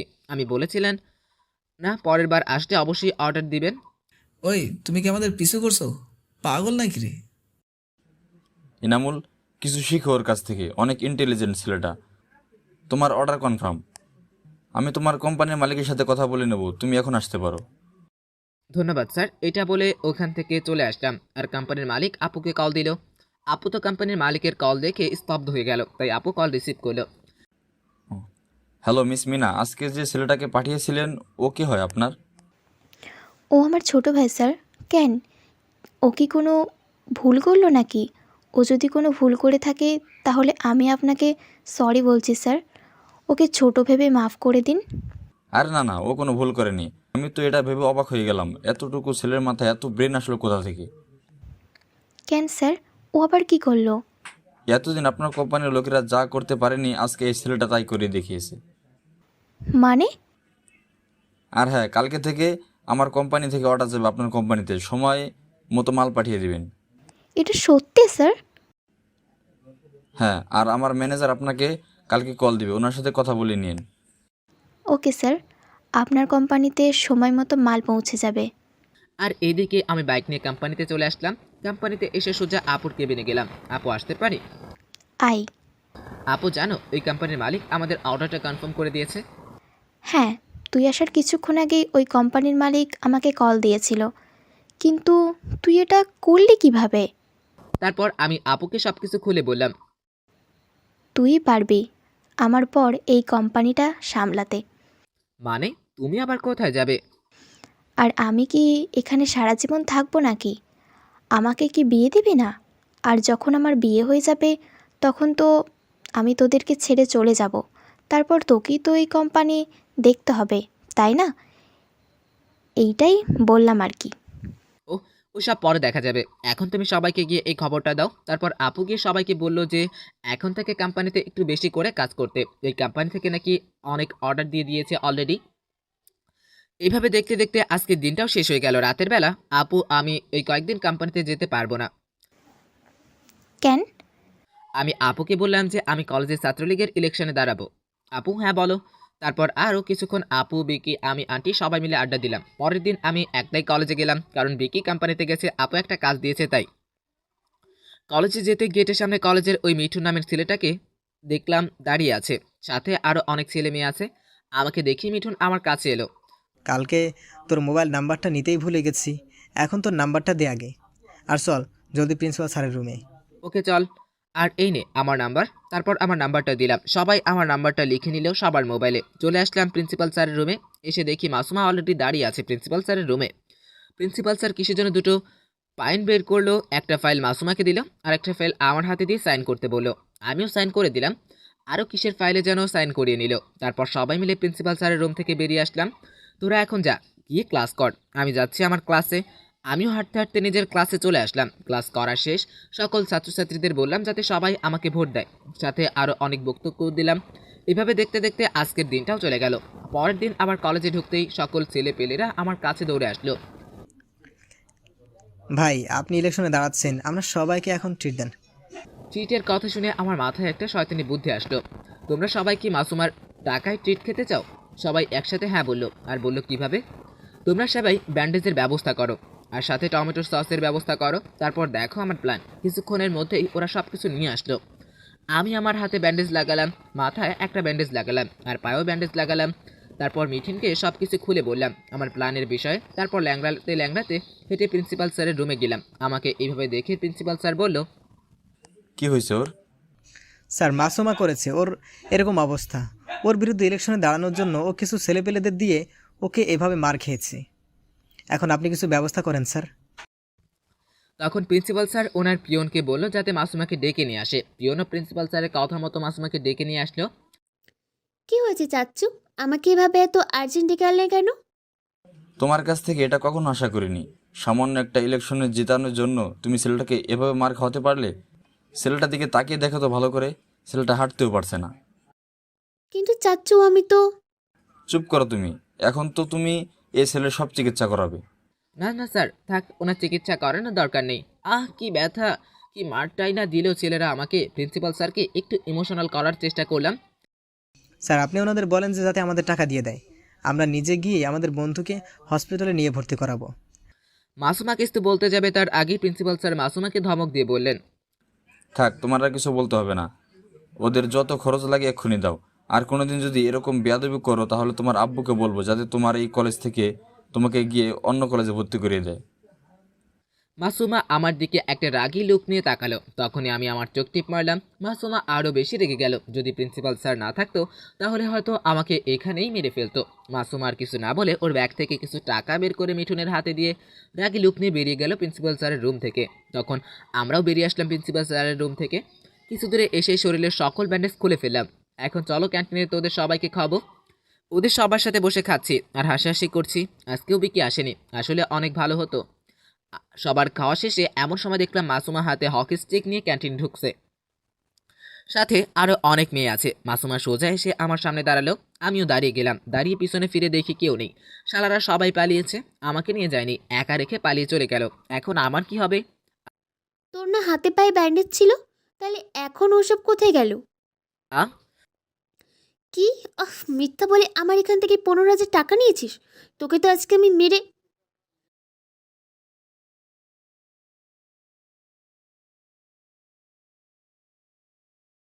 হ্যাঁ, মার এই ছোট লোকটাকে মেরে আজকে এখানেই ফেলে রেখে চলে যাব। ওর কত বড় সাহস তোর এখান থেকে 15,000 টাকা নিয়ে। দেখো মাসুমা, আমি তোকে সব বলছি। মাসুমা, তুই ওর কথা শুনিস না, আগে একে মেরে নে, তারপর ওর কথা শুনিস। রিয়া তুই চুপ কর। ওই ছোট লোক তুই বল। এই মেয়েটা দেখি অনেক বকবক করতেছে, এটাকেই ফাঁসিয়ে দিব নাকি? মার খাওয়ার আগে আমি কিছু বলতে চাই। দেখো মাসুমা, ওই ছোট লোক তোকে আমার নাম ধরে ডাকার সাহস কে দিয়েছে? কিরে মাসুমা, মার ওকে। তুই ওর কথা শুনিস না, আগে ওকে মেরে নে, তারপর যা শোনার শুনবি। দেখছিস ছেলেটার কত বড় সাহস, তোর নাম ধরে ডাকে। তুই ছাড়িস না আজকে এই ছেলেটাকে। সরি ম্যাম, আমি যা বলেছি আগে এটা শুনেন। আমি এসব জেনে শুনে করিনি। আমি সামান্য একটা ছেলে, আপনার বিরুদ্ধে যাওয়ার আমার কি সাহস আছে বলেন তো? আমাকে এসব করতে আপনার এই বান্ধবী বলেছে। আমি রিয়া নামের মেয়েটাকে দেখিয়ে দিয়ে বললাম, আর এই মেয়েটা বলেছে যদি আমি আপনার বিরুদ্ধে গিয়ে ইলেকশনে জিতে যাই তাহলে নাকি আমি এই কলেজে সবার উপরে রাজ করতে পারবো। আরও অনেক বুদ্ধি দিয়েছে আমাকে যাতে আপনার বিরুদ্ধে দাঁড়ানোর জন্য। মাসুমা তুই বিশ্বাস কর, আমি এসব কিছু করিনি। আপনি আমাকে বিশ্বাস করেন, এই জন্যই তো আমাকে আপনার সামনে কিছু বলতে দিচ্ছে না। যদি আমি ওর বিষয়ে আপনার কাছে সব বলে দেই তাহলে ওর কি হবে? এই জন্য আমাকে আপনার হাতে মার খাওয়ানোর ধান্দা করতেছে। এখন দেখি তোর কি হয় রিয়া। অনেকটা বকবক করছিলি। মাসুমা রিয়ার দিকে তাকিয়ে বলল, তুই আমার বান্ধবী হয়ে আমার বিরুদ্ধে চক্রান্ত করিস? আজকে থেকে তুই আমার বান্ধবী না। তুই তোর মতো আর আমি আমার মতো। আজকে থেকে তুই আমার সাথে কথা বলবি না। যা এখান থেকে বলছি। ওরা দুজনের কথার ফাঁকেই আমি এক দৌড়ে ক্যান্টিন থেকে বেরিয়ে আসলাম। ক্যান্টিন থেকে বেরিয়ে একটা বড় করে নিঃশ্বাস নিলাম। অনেক বড় বাচ্চা বেঁচে গেলাম। আমি ওই ছেলেপেলেদের কাছে গেলাম, তোরা কি করে পারলি আমাকে এইভাবে একলা ফেলে চলে আসতে? আমাদের ক্ষমা করে দেয়। মাসুমাকে দেখে অনেক ভয় পেয়ে গেছিলাম, তাই ওখান থেকে এভাবে পালিয়ে এসেছি। আর কখন এরকম হবে না, সরি। কিন্তু তুই ওখান থেকে বেঁচে আসলি কিভাবে? আমি ওদের সঙ্গে সব কিছু খুলে বললাম। ওরা সবাই হাহা করে হাসতে লাগলো। এভাবেই অনেক মজা করে কেটে গেল আরও কিছুদিন। আজকে সবাই বের হয়েছি, যতগুলো ক্লাস আছে সবগুলো ক্লাসে গিয়ে বলতে, যাতে সবাই আমাদের ভোট দেয়। এক এক করে অনেকগুলো ক্লাসের ভিতরে গিয়ে ভাষণ দিলাম। আরেকটা ক্লাসে ঢুকতে যাব তখন দেখি মাসুমা বের হচ্ছে ওই ক্লাস থেকে। আমি ওর সামনে যেতেও ও আমাকে ধাক্কা দিয়ে সরিয়ে বাইরে চলে গেল। সবগুলো ক্লাসে ভাষণ দেওয়া শেষ হলেই সবাই মিলে আড্ডা দিয়ে বাসে চলে আসলাম। আজকে ভোটের দিন, সবাই ভোট দিতে যাচ্ছে এক এক করে। আমি বিকি আরও বাকি বন্ধুরা বসে আছি ভোট কেন্দ্রের বাইরে। আমারই পাশে পায়ের উপর পা তুলে বসে আছে মাসুমা, আমার সাথে ওর সাঙ্গপাঙ্গরা। তখনই মাইকে অ্যানাউন্স করলো আর 1 ঘন্টা পর ফাইনাল রেজাল্ট জানানো হবে। 1 ঘন্টা পর সবাই টেনশনে বসে আছি, কি হবে রেজাল্ট, আমি জিতবো নাকি মাসুমা? তখনই অ্যানাউন্স করলো, এমন একটা কথা বললো যা শুনে সবাই হা করে তাকিয়ে রইল। কারণ মাইক বললো আমি আর মাসুমা দুজোই একই সমান ভোট পেয়েছি। তখন প্রিন্সিপাল স্যার এসে বলল, যেহেতু তোমরা দুইজনই সমান ভোট পেয়েছো সেজন্য আমি একটা ডিসিশন নিয়েছি। ডিসিশনটা হলো এটা, সকাল থেকে লাঞ্চ পর্যন্ত 1 সপ্তাহ একজনের দায়িত্ব থাকবে, আবার আরেকজনের দায়িত্ব থাকবে লাঞ্চের পর থেকে ছুটি পর্যন্ত। 1 সপ্তাহ পর এটা চেঞ্জ হবে। তোমরা কি বলো? প্রিন্সিপাল স্যারের কথায় সবাই হ্যাঁ সম্মতি জানালো। প্রিন্সিপাল যাওয়ার পর মাসুমা হ্যাঁ বা না কিছুই বলেনি, শুধু চেয়ারটায় লাথি মেরে ওখান থেকে চলে গিয়েছে। আজকে মাসুমার মুখটা দেখার মতো ছিল। আমিও আর কিছু না বলে ছেলে মেয়ের সাথে আড্ডা দিতে বসে গেলাম ওখানে। এভাবে পুরো 2 মাস কেটে গেল। আজকে অফিস থেকে আসতে একটু রাত হয়ে গেল, তাই বিকি আর আমি হেঁটে হেঁটে আসছি অফিস থেকে। কারণ আপুকে পাঠিয়ে দিয়েছি বাসায় গাড়িটা দিয়ে। দুজন খুব হাসাহাসি করে রাস্তা দিয়ে হেঁটে আসছি। এমন সময়, মজিবুর, কারো চিল্লানোর আওয়াজ শুনতে পারছিস? না তো, কেন কি হয়েছে? প্লিজ হেল্প, ছাড় বলছি, আমায় কেউ বাঁচাও প্লিজ। হ্যাঁ শুনতে পেলাম তো, ওই দিক থেকে মনে হচ্ছে আওয়াজটা আসছে। চল তো গিয়ে দেখি। আমি আর বিকি ওইদিকে গিয়ে দেখি 4-5টা ছেলে মিলে কারোর সাথে জোর জবরদস্তি করছে। ওই কি হচ্ছে এখানে হ্যাঁ? আমার আওয়াজ শুনে ছেলেগুলো একটু চাকু বের করে মেয়েটার হাতে এক পুশ দিয়েই দিল দৌড়। মেয়েটা হাত ধরে চিল্লাতে লাগলো। আমি আর বিকি মেয়েটার কাছে গেলাম। এতক্ষণ অন্ধকারের জন্য ভালো করে মেয়েটার চেহারা দেখতে পাইনি। কাছে যেতেই দেখলাম এটা আর কেউ না, মাসুমা। মাসুমা তুই এখানে? ওটাও এত রাতে? আমি আর কিছু বলার আগেই মাসুমা সোজা আমাকে জড়িয়ে ধরলো। প্লিজ আমাকে হাসপাতালে নিয়ে চল। মাসুমা কথা বলতে বলতেই অজ্ঞান হয়ে গেল। বিকি, ধর একে হসপিটালে নিয়ে যেতে হবে। আমি আর বিকি মিলে মাসুমাকে হসপিটালে নিয়ে আসলাম। ডক্টর মাসুমার হাতে ব্যান্ডেজ করে দিল। বুঝলাম না সামান্য একটু কেটে যেতেই ও অজ্ঞান হয়ে গেল কেন? ডক্টর, ওর কি কোনো সমস্যা আছে যার জন্য সামান্য একটু কেটে যেতেই অজ্ঞান হয়ে গেল? আর শরীর থেকে এত রক্ত বের হয়েছে বুঝলাম না, কিছু আমাদের একটু বুঝিয়ে বলবেন? ও শরীরে একটা সমস্যা আছে, যার জন্য সামান্য একটু কাটলেই রক্ত বেরোতে শুরু করে। আর সময় মতো আজকে তোমরা ওকে হসপিটালে নিয়ে এসেছো, দেখেই ওর জ্ঞান ফিরেছে। না হলে আজকে হয়তো ওই কোমায় চলে যেত। কি কি বলছেন স্যার? সামান্য একটু কাটতেই কোমায় চলে যেত মানে? বললাম না, ওর শরীরে একটা সমস্যা আছে, ওই সমস্যার কারণে। থাক স্যার, আজকে আর এত কিছু বোঝার সময় নেই। এখন কি আমরা ওকে নিয়ে যেতে পারি? হ্যাঁ, অবশ্যই নিয়ে যেতে পারো, কিন্তু সাবধানে, কোনোভাবে যাতে ওর শরীরে না কাটে এটার ব্যাপারে খেয়াল রাখবে। ওকে, তাহলে ওকে নিয়ে যাচ্ছি এখন আমরা। তারপর মাসুমাকে নিয়ে হসপিটালের বাইরে চলে আসলাম। হসপিটালের বাইরে থেকে একটা রিক্সা ভাড়া করে মাসুমার বাড়ির সামনে চলে আসলাম। রিক্সার মধ্যে মাসুমা একটা কথা বলেনি। রিক্সা থেকে নেমে, থ্যাংক ইউ মজিবুর, আমাকে আজকে বাঁচানোর জন্য। আসো আমার বাড়িতে, চা নাস্তা করে যাও। না থাক, অন্য একদিন আসবো নে, এখন চলি, অনেক রাত হয়ে গেছে। হয়তো আম্মু আপু অপেক্ষা করছে আমার জন্য। কালকে কলেজে আসিও, তখন কথা হবে। এখন বাই, ভালো থেকো। চল বিকি, যে রিক্সা দিয়ে মাসুমাকে নিয়ে আসছিলাম ওটা দিয়েই আমি আর বিকি আপুদের বাসায় চলে আসলাম। দরজায় নক দেওয়ার সাথে সাথেই আন্টি এসে দরজা খুলে দিল। কি বাবা, আজকে আসতে এত লেট হলো কেন? হ্যাঁ রে মুজিবর, তুইও তো কোম্পানি থেকে চলে এসেছিস অনেকক্ষণ আগেই, তাহলে বাসায় আসতে এত লেট হলো কেন? হ্যাঁ, ভিতরে আয়। দরজার সামনে দাঁড় করিয়ে কি সব কিছু জিজ্ঞেস করবে নাকি নাকি আমাদের ভিতরে আসতে দেবে? আমি আর বিকি ভিতরে চলে আসলাম। তারপর আন্টি আর আপুকে সব কিছু খুলে বললাম। তুই একটা অনেক ভালো কাজ করেছিস মেয়েটার জীবন বাঁচিয়ে। এখন যা, গিয়ে ফ্রেশ হয়ে আয়, খাবার খেয়ে ঘুমোতে হবে, কালকে তো আবার তোর কলেজ আছে। আমরা দুজন ফ্রেশ হয়ে এসে খাবার খেয়ে রুমে শুয়ে পড়লাম। এভাবে দিন কাটতে লাগলো। ইদানিং একটা জিনিস খেয়াল করছি, মাসুমা কেমন জানি সবসময় আপার উপর নজর রাখে। আমি যদি কোনো মেয়ের সাথে কথা বলি তাহলে ও ওই মেয়েকে ওয়ার্নিং দেয় যাতে পরের বার আমার সাথে কথা না বলে। এর মধ্যে মাসুমাও আমার সাথে আবার বন্ধুর মতো ব্যবহার করতে লাগলো। ওর উপর আগে যে বিশ্বাসটা ছিল এখন ওই বিশ্বাসটা নেই। আজকে আমি বিকি কলেজে যাচ্ছি। ও আপনাদের তো বলতেই ভুলে গেছি, ইজাজুলের পা এখন ঠিক হয়ে গেছে। ও এখন কলেজে আসে, তাই আজকেও কলেজে গেলাম। কলেজে একটা আম গাছ আছে, গাছের নিচে বসে আমি বিকি ইজাজুল মিঠুন আরও অনেক ছেলেপেলেরা বসে আড্ডা দিচ্ছি। এমন সময় মাসুমার এক বান্ধবী এসে বলল, মজিবুর ভাই, আপনাকে এই মাসুমা ডাকতেছে। কোথায়? ওকে এখানে আসতে বলো। ও, আসতে পারবে না, তাই আপনাকে যেতে বলেছি। আমাদের ক্লাসের ভিতর বসে আছে ও। আমি উঠে যেতে নিলাম, তখনই বিকি আমার হাত ধরে টান দিয়ে বসিয়ে দিল। কি হলো, এইভাবে আটকালি কেন? আগেরবার কি হয়েছিল এত জলদি ভুলে গেলি? তখনই আমার স্কুলের কথাটা মনে পড়ে গেল। জুয়ের এক বান্ধবী আমাকে এভাবেই ডেকে নিয়ে গিয়েছিল। আর দোস্ত, ভুলিনি। তাহলে এইভাবে যাচ্ছিস কেন? আমি গ্যারান্টি দিয়ে বলতে পারি ওই মেয়েটাও ঠিক এরকমই করবে। তোরা কি কথাবার্তা বলছিস? কিছুই তো বুঝতে পারছি না। তোদের আমি পরে বলবো, এখন দেখে আসি মাসুমা আমায় কেন ডাকছে। আর শোন বিকি, এই নে মোবাইল। ও যদি কিছু উল্টাপাল্টা কাজ করতে চায় তুই খিড়কির পাশে দাঁড়িয়ে সব ভিডিও করবি। আমি চাই না আগে যেটা হয়েছিল ঠিক এরকম কিছু হোক আবার। ওকে দোস্ত, চল তাহলে। তারপর বিকি আর আমি ক্লাসের সামনে চলে গেলাম। তুই ওই খিড়কির পাশে যা, আমি ভিতরে যাচ্ছি। আমি যা ভাবে ভিতরে গেলাম, ভিতরে যেতেই সব ধারণা আমার উল্টো হয়ে গেল। কারণ মাসুম আমার সামনে হাঁটু গেড়ে বসে হাতে একটা ফুল নিয়ে বলতে লাগলো, দেখো, আগে যা হয়েছে সব কিছু ভুলে যাও। আর আমিও ভুলে গেছি। আর ওই দিন তুমি আমার যে সাহায্যটা করেছো, তুমি অনেক ভালো একটা ছেলে। আমি ভেবে দেখেছি সব ভুলগুলো আমারই ছিল। আমাকে প্লিজ ক্ষমা করে দাও। আর প্লিজ আমাকে যা কিছু হয়েছে সব কিছু ভুলে যাও। আমিও ভুলে গেছি। এখন যা বলতে চেয়েছিলাম, হ্যাঁ বল, কি বলতে চেয়েছিলি? I love you. জানি না কখন তোমাকে ভালোবেসে ফেলেছি। তোমার প্রতি আমি অনেকটাই দুর্বল। প্লিজ আমার ভালোবাসাটা অ্যাকসেপ্ট করে নাও। তোমাকে কখনো কষ্ট পেতে দেব না। অনেক ভালোবাসবো তোমায়। আগে তুমি উঠে দাঁড়াও, তারপর বলছি। হ্যাঁ, না, আগে তুমি আমার উত্তর দাও, তারপর দাঁড়াবো। না হলে আমি এখানেই বসে থাকবো। আগে উঠো তো, তারপর বলতেছি। না, উঠতে বলছি না, এত জোর দেখাও কেন? সব সময় একটু ধমকের সুরে বললাম। ও আমার ধমক শুনে উঠে দাঁড়ালো আর নিচের দিকে মুখ করে দাঁড়িয়ে রইলো। এখন বলো।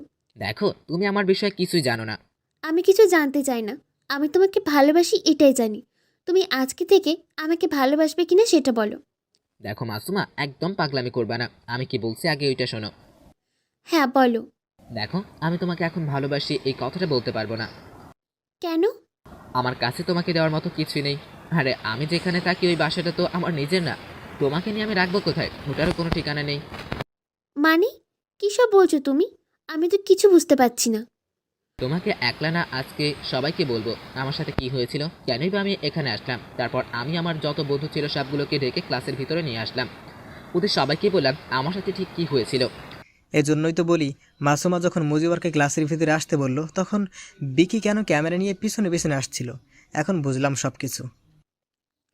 মজিবুর, তুমি আমাকে ওই মেয়ের মতো ভাবতে পারলে? না, বাবারও তো কোনো কারণ নেই। তুমি কি করেছো আমার সাথে, ওইটা কি ভুল করেছো? তার জন্য তো সরি বললাম।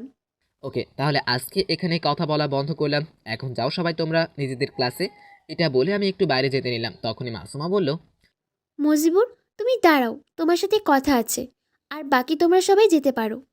সবাই বেরিয়ে যাওয়ার পর মাসুমা বলতে শুরু করলো, দেখো মজিবুর, তোমার সাথে যা হয়েছে জানি, এটা অনেক বড় অন্যায়।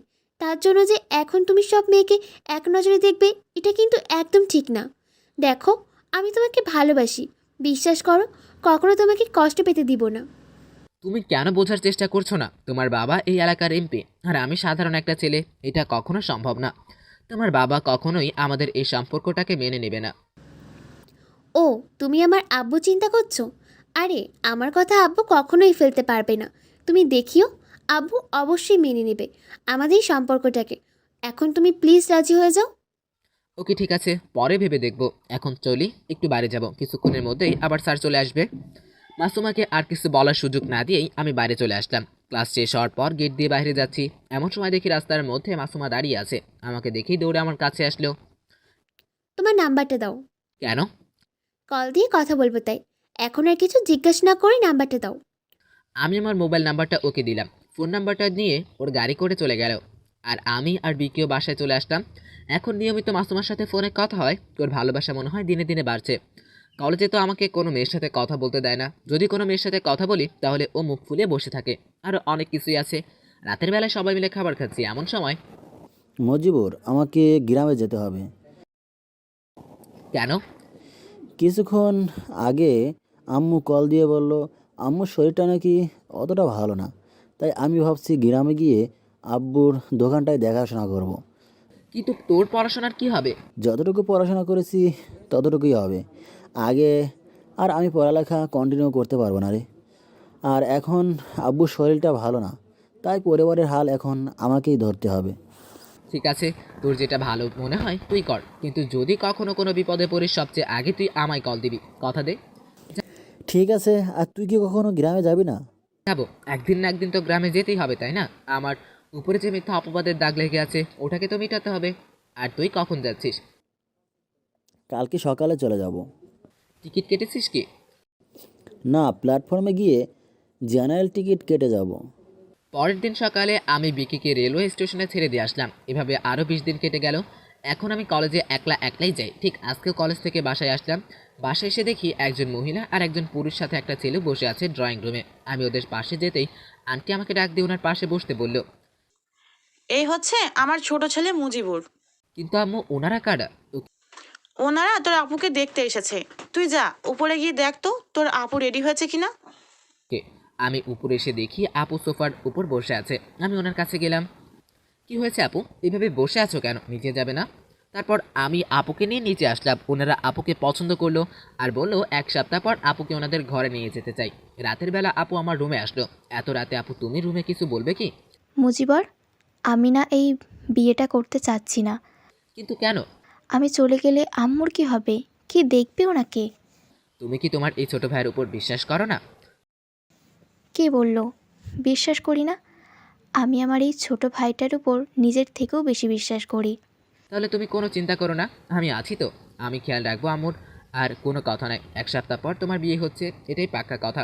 পরের দিন কলেজে আমার যত বন্ধু ছিল সবগুলোকে দাওয়াত দিলাম। কলেজে সবাইকে দাওয়াত দেওয়া শেষ হলে আমি আপুর সাথে কোম্পানিতে চলে আসলাম।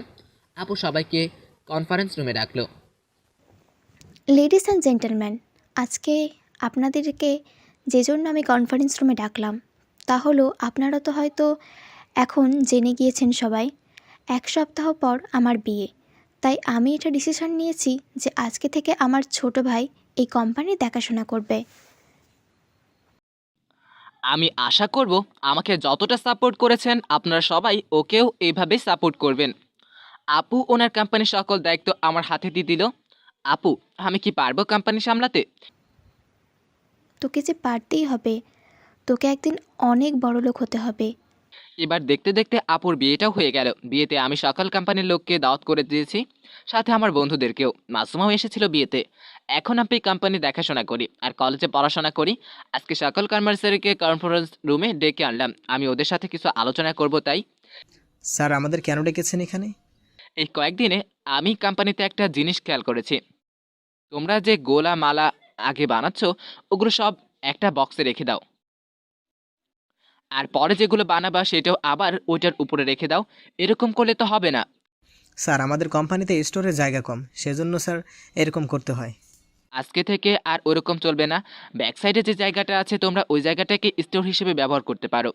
আর নতুন 2টা কোম্পানির থেকে অর্ডার এসছে, তাই কালকে থেকে সবাই একটু বেশি করে কাজ করবে। তোমাদের কাজের উপর ভিত্তি করে তোমাদের স্যালারি বাড়ানো হবে। আমি ওদেরকে আরও অনেক কিছু কথা বললাম। মিটিং শেষে সবাইকে বললাম নিজের নিজের কাজে চলে যেতে। তখনই আমার মোবাইলে ফোন আসলো। জলদি আমার সাথে একটু দেখা করো তো। কেন, কি হয়েছে? তুমি আগে আসো, তারপর বলছি। এই পার্কে চলে আসো। মাসুমা একটা পার্কের নাম বলল। ঠিক আছে, তুমি অপেক্ষা করো, আমি আসছি। ম্যানেজারকে সব কিছু বুঝিয়ে দিয়ে আমি পার্কে চলে আসলাম। পার্কে এসে ভিতরে গিয়ে দেখি মাসুমা একটা বেঞ্চের উপর বসে আছে আর নিজের নখ কামড়াচ্ছে খাচ্ছে। কি হয়েছে এখন বলো? তোমার আর আমার সম্পর্কের বিষয়টি আব্বু জেনে গেছে। কিভাবে? ওই দিন আমরা যখন ঘুরতে গিয়েছিলাম তখন আব্বুরই এক লোক আমাদের দেখে, আব্বুকে সব বলে দেয়। তারপর কি হলো? এখন আব্বু বলছে আমি যাতে তোমাকে ওনার সাথে দেখা করিয়ে দিই, আর এটাও আজকের মতো। আজকে? ওকে চলো তাহলে তোমার আব্বুর সাথে দেখা করে আসি। তারপর মাসুমাদের বাসায় চলে আসলাম। বাসাটা অনেকটাই বড়। আমি বাসার ভিতরে চলে আসলাম। এসে দেখি আঙ্কেল সোফায় বসে টিভি দেখছে। আসসালামু আলাইকুম আঙ্কেল। ওয়ালাইকুম আসসালাম। তুমি কি? আঙ্কেল, আমার নাম মুজিবুর। মাসুমা হয়তো আপনাকে আমার বিষয়ে বলেছে। ও হ্যাঁ বাবা, বসো। আমি মাসুমাকে বলেছিলাম তোমাকে আজকে বাসায় নিয়ে আসতে। জি আঙ্কেল, বলেন কি বলবেন। দেখো বাবা, আমি এই এলাকার এমপি, আর এই জন্য সবাই আমাকে অনেক সম্মান করে। কিন্তু ওই দিন একটা লোক এসে যখন বলল যে আপনার মেয়ে একটা ছেলের সাথে ঘোরাফেরা করছে, সেটা শুনে অনেক খারাপ লেগেছিল। কিন্তু কি করব বাবা, মেয়েটা তো আমারই, তাই না? কিন্তু তুমি এটা ভেবো না যে সব মেয়ে বাবার মতো আমি এখন বলবো যে আমার মেয়েকে ভুলে যাও। দেখো, তোমাদের এখনো বিয়ের বয়স হয়নি, তাই বলছি আগে তুমি তোমার ক্যারিয়ার ধ্যান দাও, এ তারপরে এসব ভেবো। আর তুমি কি করো এখন? আঙ্কেল, আমি পড়াশোনা করি, সাথে একটা কোম্পানি চালাই। কোন কোম্পানি? ITC company. ওহ, আমি অনেক শুনেছি ওই কোম্পানির বিষয়ে, লোকের কাছে শুনেছি, তোমার বিষয়ে শুনেছি অনেক ভালো প্রোডাক্ট নাকি তৈরি করো ওখানে। এভাবে চালিয়ে যাও। আর তোমার আম্মুর নম্বরটা দিয়ে যেও, আমি তোমার আম্মুর সাথে পরে কথা বলে নেব। ঠিক আছে আঙ্কেল, এখন তাহলে আমি চলি। এখনই তো আসলে, আর এখনই চলে যাবে? আগে কিছু নাস্তা পানি করো, তারপর যাও। না আঙ্কেল, আমার একটু কাজ আছে তাই যেতে হবে। শুধু মাসুমা বলেছিল বলে জলদি করে চলে আসছি, তাই এক্ষুনি যেতে হবে। আজকে আসি আঙ্কেল, পরে অন্যদিন এসে নাস্তা করে যাব। আঙ্কেলকে মাসুমার মানে আন্টির নাম্বারটা দিয়ে চলে আসলাম। জানি না ওরা কি কথা বলবে। কলেজ কোম্পানি এসব দেখতে দেখতেই আজকে পুরো 3টি বছর চলে গেল। আজকে আমি অনেক বড় একজন বিজনেসম্যান। এসব কিছু হয়েছে আমার আপুর জন্য। আপু যদি আমাকে ওনার বাসায় না নিয়ে আসতো তাহলে হয়তো আজকে আমি এই পজিশনে আসতে পারতাম না। আর মাসুমা ও আমাকে অনেক সাপোর্ট করেছে, তাই হয়তো আজকে এই পজিশনে আমি। আর আমি এখন এয়ারপোর্টের সামনে দাঁড়িয়ে আছি, কারণ আপু দুলাভাই ওরা বিদেশ থেকে আসছে, তাই ওদেরকে রিসিভ করতে আসছি আমি। আপুর একটা ছেলেও আছে, ওর নাম রাজ, অনেক দুষ্টু। বাসায় আসলে পুরো বাসাটা মাতিয়ে রাখে। অনেকক্ষণ হয়ে গেল এয়ারপোর্টের সামনে দাঁড়িয়ে আছি, কিন্তু ওরা বের হচ্ছে না এয়ারপোর্টের বাইরে। তখন দেখলাম দুলাভাই আপু বের হচ্ছে। দুলাভাইয়ের কোলে রাজ, রাজের বয়স 2 বছর। ও এসে আমার কোলে উঠলো। আমি ওকে কোলে করে গাড়িতে গিয়ে বসলাম। গাড়ির মধ্যে আপু আর দুলাভাইয়ের সাথে কথা বলতে বলতে বাসায় আসতেছি। তখন দুলাভাই, কি শালাবু, বিয়ে করবে না নাকি? আর কতদিন প্রেম করবে বলো তো? এখন তো বিয়েটা করে নাও। আরে দুলাভাই করবো তো, আরো কিছুদিন পর আরেকটু ভালো করে প্রেম করে নেই, তারপর বিয়ে করব। আর তোমার কোম্পানি কীরকমভাবে চলছে? তোমার কোম্পানির অনেক সুনাম শুনলাম তো। হ্যাঁ দুলাভাই, ভালোই চলছে। ওদের সাথে কথা বলতে বলতে বাসায় চলে আসলাম। বাসায় এসে তো কি বলবো আপনাদের, অবাকের চরম সময় পৌঁছে গেলাম। কারণ বাসার ভিতরে ঢুকে দেখি আব্বু আম্মু চম্পা ওরা বসে আছে, সাথে বিকিও এসে আছে। ওদেরকে দেখে তো আমার মুখের কথাই বন্ধ হয়ে গেল। কি বলবো ওদেরকে, কি না বলবো সেটাই খুঁজে পাচ্ছি না। আমিও ভাবতে পারিনি যে আব্বু আমাকে এইখানে দেখবো। ওদেরকে দেখে কি আমার রাগ করে থাকা উচিত নাকি ওদের সাথে কথা বলা উচিত সেটাই বুঝতে পারতেছি না। আমি ওদের সাথে কথা না বলে নিজের রুমে চলে আসলাম। কিছুক্ষণ পর আপু আমার রুমে আসলো। দেখ ভাই, ওরা তোর বাবা মা, তোর উচিত ওদের সাথে কথা বলার। কিন্তু আমি ওদের সাথে কথা বলতে চাই না। ওদেরকে বল এখান থেকে চলে যেতে। তোর মা বাবা ওনাদের ভুল বুঝতে পেরেছে, তাই তোর উচিত তাদেরকে ক্ষমা করে দেওয়া। প্লিজ ভাই চল, নিচে ওরা তোর জন্য অনেকক্ষণ ধরে নাকি বসে আছে। আমার আর আপু কথা বলার মাঝে আম্মু চলে আসলো রুমে। আমাকে ক্ষমা করে দে বাবা। আমি না বুঝেই তোকে অনেক কষ্ট দিয়েছি। আমি জানি আমি যা করেছি তা অন্যায়। তাও প্লিজ বাবা, নিজের মা ভেবেই আমাকে ক্ষমা করে দে। তুই যদি চাস। আম্মু আর আব্বু দুজনেই এসে আমার পা ধরতে চেয়েছিল, তখনই আমি ওদের জড়িয়ে ধরি। কি করছো তোমরা এটা? তোমরা যতই বড় ভুল করো না কেন, তোমরা তো আমার বাবা মা, তাই না? আমি তোমাদের উপর একটুও রাগ করিনি। জানিস তোকে অনেক জায়গায় খুঁজেছি কিন্তু কোথাও পাইনি।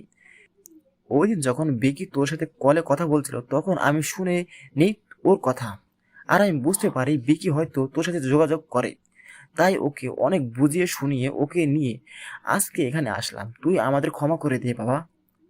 আব্বু আম্মু ওরা দুজনেই আমাকে আরো অনেক কথাই বললো, সাথে চাম্পাও আমার কাছে ক্ষমা চাইলো আমার সাথে খারাপ ব্যবহার করার জন্য। ও সবাইকে ক্ষমা করে দিলাম আমি। তখনই বিকি এসে আমার হাতে একটা চিঠি দিল। কি এটা? তুই নিজেই পড়ে দেখ।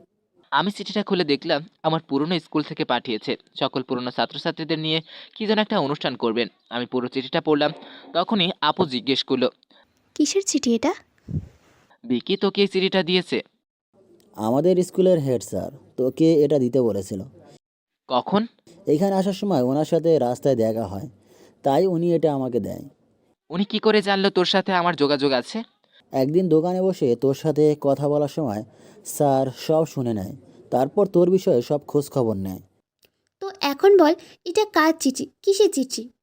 এটা আমার পুরনো স্কুল থেকে পাঠিয়েছে। ওখানে ওরা সবাই মিলে কিসের জন্য একটা অনুষ্ঠানের আয়োজন করেছে, আর সকল পুরনো স্টুডেন্টদের ওখানে যেতে বলেছে। আমি এটা বুঝলাম না আমাকে কেন যেতে বললো। আমাকে তো ওই স্কুল থেকে বের করে দিয়েছিল তাহলে। সেটা তো তুই এখানে গেলেই বুঝতে পারবি। হ্যাঁ বাবা, তুই চল আমাদের সাথে, আমাদের গ্রামটা দেখে আসবি। কিন্তু আমি তো এখানে যেতে চাই না তাহলে। ওখানে নামটা শুনলেও তো আমার সকল পুরনো স্মৃতি মনে পড়ে যায়। কি করব এখন আমি? যাব কি যাব না? কোথায় যাওয়ার কথা হচ্ছে এখানে? আঙ্কেলের আওয়াজ শুনে সবাই পিছনে তাকালো। আমিও তাকে দেখলাম। আঙ্কেল মাসুমা ওরা দুজনেই আসছে।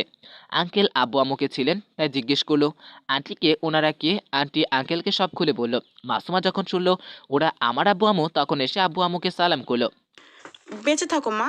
কিন্তু তুমি কে? এটা হচ্ছে আপনার ছেলের হবু বউ। ওরা দুজন দুজনকে ভালোবাসে, তাই ওদের বিয়ে আমি ঠিক করে রেখেছি। আপনাদের জানানো হয়নি, তার জন্য ক্ষমা করে দিন। আরে না না, কি বলছেন? আমার ছেলের বউটা তো দেখতে অনেক সুন্দর। তা মা, তোমার নাম কি? আমার নাম মাসুমা। আর মজিবুর, তুমি কোথায় যাবে? আমার পুরনো স্কুলের হেড স্যার স্কুলে রেখেছে, সকল স্টুডেন্টদের নিয়ে কি যেন একটা অনুষ্ঠান করবে তাই। তাহলে যাও, গিয়ে দেখো। কিন্তু আমি কি করে যাব? সেদিন অপমানের পর কিভাবে যাব স্কুলে? দেখো, যা হবার তা হয়ে গেছে, আর এখন ওসব ভেবে লাভ নেই। আর হেড স্যার যখন নিজে চিঠি পাঠিয়েছে, তখন তোমার ওখানে যাওয়া উচিত। যাই হোক না কেন, তুমি তো ওনাকে অসম্মান করতে পারো না। ওকে ঠিক আছে, তাহলে আমি যাব। এখন চলো তোমরা সবাই খেতে, আমার প্রচুর ক্ষুধা লাগছে। তারপর সবার সাথে রাতে ডিনার করলাম। আর আন্টি আপুকে বললাম কালকে আমি আম্মু আব্বুর সাথে গ্রামে যাব। আর এটাও বললাম আপুকে যাতে কয়েকদিন এই কোম্পানিটা দেখে। আপু হ্যাঁ বললো তখন। আব্বু, আমিও মজিবুরের সাথে ওই গ্রামে যেতে চাই। প্লিজ আব্বু, তুমি না করো না। ঠিক আছে যা। ধন্যবাদ আব্বু। খাওয়া দাওয়া শেষে আমি সবার জন্য ফ্লাইটের টিকিট কাটলাম অনলাইনে। পরদিন আপু আর আন্টিকে বিদায় জানিয়ে আম্মু আব্বুর সাথে আমাদের গ্রামের উদ্দেশ্যে রওনা দিলাম। দুলাভাই এসেছে আমাদের এয়ারপোর্টে নামিয়ে দেওয়ার জন্য। এয়ারপোর্টে নেমে দুলাভাইকে বিদায় জানিয়ে আমরা সবাই ফ্লাইটে এসে বসলাম। মাসুমার সিটটা আমার পাশে পড়েনি। আমি জেনে শুনেই ওর সিটটা আলাদা কেটেছি। ও যদি আমার পাশে বসে তাহলে পুরো ফ্লাইটের জার্নিটাই জ্বালিয়ে মারবে, তাই। মাসুমা ফ্লাইটে উঠে আমার দিকে একটা রাগী লুক নিয়ে তাকিয়েছিল। আমি বুঝতে পেরেছি অনেক রেগে আছে। রেগে থাক, গ্রামে গিয়ে রাগ ভাঙাবো। ফ্লাইট ল্যান্ড করলো এয়ারপোর্টে, আর আমরা সবাই নেমে আসলাম। এয়ারপোর্টের বাইরে এসে দেখি আব্বুর যে ম্যানেজার আছে সে গাড়ি নিয়ে দাঁড়িয়ে আছে। আমরা ওই গাড়ি করে আমাদের বাসায় আসতে লাগলাম। চারদিকটা কেমন বদলে গেছে, অনেক দোকান হয়েছে গ্রামে। আমরা সবাই বাসায় পৌঁছে গেলাম। আম্মু ওনার বেগে থাকা চাবিটা দিয়ে ঘরের দরজা খুললো। অনেক বছর পর এই ঘরে আবার পা রাখলাম, অনেক ভালো লাগছে নিজের গ্রামে এসে। আম্মু মাসুমাকে একটা রুম দেখিয়ে দিল। মাসুমা আমার সাথে একটা কথা বলেনি ফ্লাইটে ওঠার পর থেকে। মাসুমা ওর ব্যাগ নিয়ে ওই রুমে চলে গেল। আর আমি চলে আসলাম আমার সেই আগের রুমে। রুমটা ঠিক আগের মতোই আছে, অনেক গোছালো। বুঝতে পারলাম আম্মু হয়তো রুমটা গুছিয়ে রাখতো। আমি আমার ব্যাগটা একটা চেয়ারের উপর রাখলাম। ব্যাগটা রেখে একটু বাইরে আসলাম। বাইরের দমকলের মধ্যে গিয়ে হাত মুখ ধুতে লাগলাম। যারা গ্রামে থাকেন তারাই বুঝতে পারবেন এই দমকল কি। হাত মুখ ধোয়া শেষে আমি আমার ঘরে চলে আসলাম। ব্যাগ থেকে জামা কাপড় বের করে আলমারিতে রাখলাম। তারপর আব্বু আম্মু রুমে গেলাম। ওখানে গিয়ে দেখি মাসুমা বসে আছে। ওদের সাথে কিছুক্ষণ আড্ডা দিলাম। তখনই বিকি কল দিল। হ্যাঁ দোস্ত, বল কি হয়েছে? চাচার বাড়ির পাশে যে পুকুরটা আছে ওখানে আয় তো। কেন? আরে আগে আয়, তারপর বলছি। তুই দাঁড়া, আমি আসছি। আব্বু আম্মু, আমি একটু বাইরে যাচ্ছি। মাসুমা, তুমি যাবে আমার সাথে? না, তুমি যাও, আমি এখন আব্বু আম্মুর সাথে আড্ডা দিব। তাহলে ঠিক আছে, তুমি আড্ডা দাও, আমি আসছি কিছুক্ষণ পর। বাইরে এসে দেখি একটা সাইকেল রাখা আছে। আমি ওটা নিয়ে পুকুর পাড়ে চলে আসলাম। পুকুর পাড়ে এসে দেখি বিকি পুকুর ঘাটে বসে পা দৌড়াচ্ছে পানির উপর। আমিও আমার প্যান্টটা হাঁটুর উপর উঠিয়ে বসে পড়লাম ওর পাশে। হ্যাঁ, এখন বল কি হয়েছে? কি হবে, কিছুই হয়নি। তাহলে আমাকে এখানে আসতে বলি কেন? এমনিতেই আসতে বললাম। বাসায় একা একা বসে ভালো লাগছিল না, তাই ভাবলাম তোর সাথে বসে একটু আড্ডা দেই। কেন, তোর দোকান কি হয়েছে? আব্বু আছে দোকানে, আর কালকে যে অনুষ্ঠানটা আছে স্কুলে, সেটায় কয়টার সময় যাবি? তুই যখন যাবি তখন বাসায় আসিস, তোর সাথেই যাব আমি। বিকির সাথে বসে আরো অনেকক্ষণ আড্ডা দিলাম। আড্ডা দেওয়া শেষে আমি বাসায় চলে আসলাম। বাসায় এসে দেখি মাসুমা আম্মুর সাথে রান্না করছে। তাই আমি ওদের কাছে না গিয়ে নিজের রুমে গিয়ে ফোন চালাতে লাগলাম। কিছুক্ষণ পর মাসুমা এসে ডেকে গেল খাবার খাওয়ার জন্য। আমি রাতের খাবার খেয়ে রুমে এসে শুয়ে পড়লাম। পরের দিন। চল জলদি, অনুষ্ঠানের সময় তো কখনো হয়ে গেছে। হ্যাঁ চলো, আমিও রেডি। মাসুমা চলো। মাসুমা, আমি বিকি সবাই একসাথে স্কুলে চলে আসলাম। স্কুলের ভিতরে পা রাখতেই ভিতরটা কেমন করে উঠলো। একদিন এই স্কুল থেকেই বেরিয়ে গিয়েছিলাম মাথা নিচু করে। আজ মাথা উঁচু করে ঢুকলেও সেই অপমানের লজ্জাটা এখনো আমার ভিতরেই আছে। আমরা সবাই স্কুলের ভিতরে চলে গেলাম। আব্বু আম্মুর সাথে মাসুমা ওরা গার্জিয়ানদের বাসার জায়গা দিল। আর আমি আর বিকি চলে গেলাম আমাদের আরও পুরনো কিছু বন্ধুদের কাছে। পুরনো সব স্টুডেন্টরা যারা আমাকে চিনতে পেরেছে তারা আমাকে দেখে হাসাহাসি করছে, আর যারা চিনতে পারেনি তারা চলে যাচ্ছে। যারা চিনতে পেরেছে সবাই আমাকে নিয়ে আজে বাজে কথা বলতেছে। আর সবাই বলছে একে এখানে কে আসতে বলেছে। আমি শুধু মাথা নিচু করেই আছি। আমি বুঝতে পারলাম আমাকে হয়তো এখানে শুধু অপমান করার জন্য ইনভাইট করা হয়েছে। নত কেনই বা আমাকে এখানে ইনভাইট করবে। এটাও হয়তো হতে পারে স্যার সবাইকে আমাকে দেখিয়ে দিয়ে বলবে এর মতো চরিত্রহীন যেখানেই দেখে তার থেকে যেন দূরে থাকে। এসব কথা ভাবছি আর চোখ দিয়ে অঝরে পানি পড়ছে। তখনই বিকি আমার কাঁধে হাত রাখলো। কি হয়েছে রে দোস্ত, তুই কান্না করছিস কেন? আরে কান্না করছিল, এমন এই চোখ দিয়েই পানি বেরিয়ে যাচ্ছে। আচ্ছা চল স্কুলটা একটু ঘুরে দেখে আসি। হ্যাঁ চল। আমি চোখের পানি মুছে স্কুলটা ঘুরে দেখতে লাগলাম। ঘুরতে ঘুরতে সেই ক্লাসের সামনে চলে আসলাম যেখান থেকে আমার ভাগ্যটাই উল্টে গিয়েছিল। আরও কিছু জায়গা ঘুরে অনুষ্ঠানে চলে আসলাম, কারণ এখনই অনুষ্ঠান শুরু হবে। সময় মতো অনুষ্ঠান শুরু হলো। আসসালামু আলাইকুম। আজকে তোমরা সকল পুরনো স্টুডেন্ট আর তাদের গার্জিয়ানকে এখানে ডাকার একটাই কারণ, এই যে স্কুলটা দেখছো, এই স্কুলটা আমি অনেক যত্ন সহকারে আগলে রেখেছি। সবসময় সকল ছাত্রছাত্রীদের সাথে ভালো ব্যবহার করেছি, কখনো কাউকে কষ্ট দিয়ে কথা বলিনি। কিন্তু এই স্কুলে আমি একটা অনেক বড় অন্যায় করে ফেলেছি। আমি একটা স্টুডেন্টকে বিনা অন্যায় একটা মিথ্যা অপবাদে স্কুল থেকে বের করে দিয়েছি। বিনা অপরাধে আমি তার লাইফটা আমি বরবাদ করে দিয়েছি। আসলে সেদিন আমি সত্যটা জানতাম না। আমার জায়গায় যে কেউ থাকলে সেটাই করতো। আমি তখন বুঝতে পারিনি যে সত্যটার পিছনে যে অনেক বড় একটা মিথ্যা লুকিয়েছিল। আজকে সেই মিথ্যাটারই সত্যিটা আপনাদের সবাইকে জানাতে চাচ্ছি আমি। স্যার কথাগুলো বলে ওনার একজন পিয়নকে টিভিটা অন করতে বলল। অনুষ্ঠানে একটা টিভি কানেকশন করা আছে, সেটা অন করতে বলল। পিয়ন স্যারের কথায় টিভিটা অন করলো। টিভি অন করতেই একটা মেয়েকে দেখা যাচ্ছে টিভিতে। কে এই মেয়ে চিনতে পারলাম না। মেয়েটার পুরো চেহারায় কি যেন একটা হয়ে রয়েছে, দেখে পুরো গিনগিন করছে শরীর। তখনই মেয়েটা বলতে লাগলো, আসসালামু আলাইকুম, আমি জুঁই।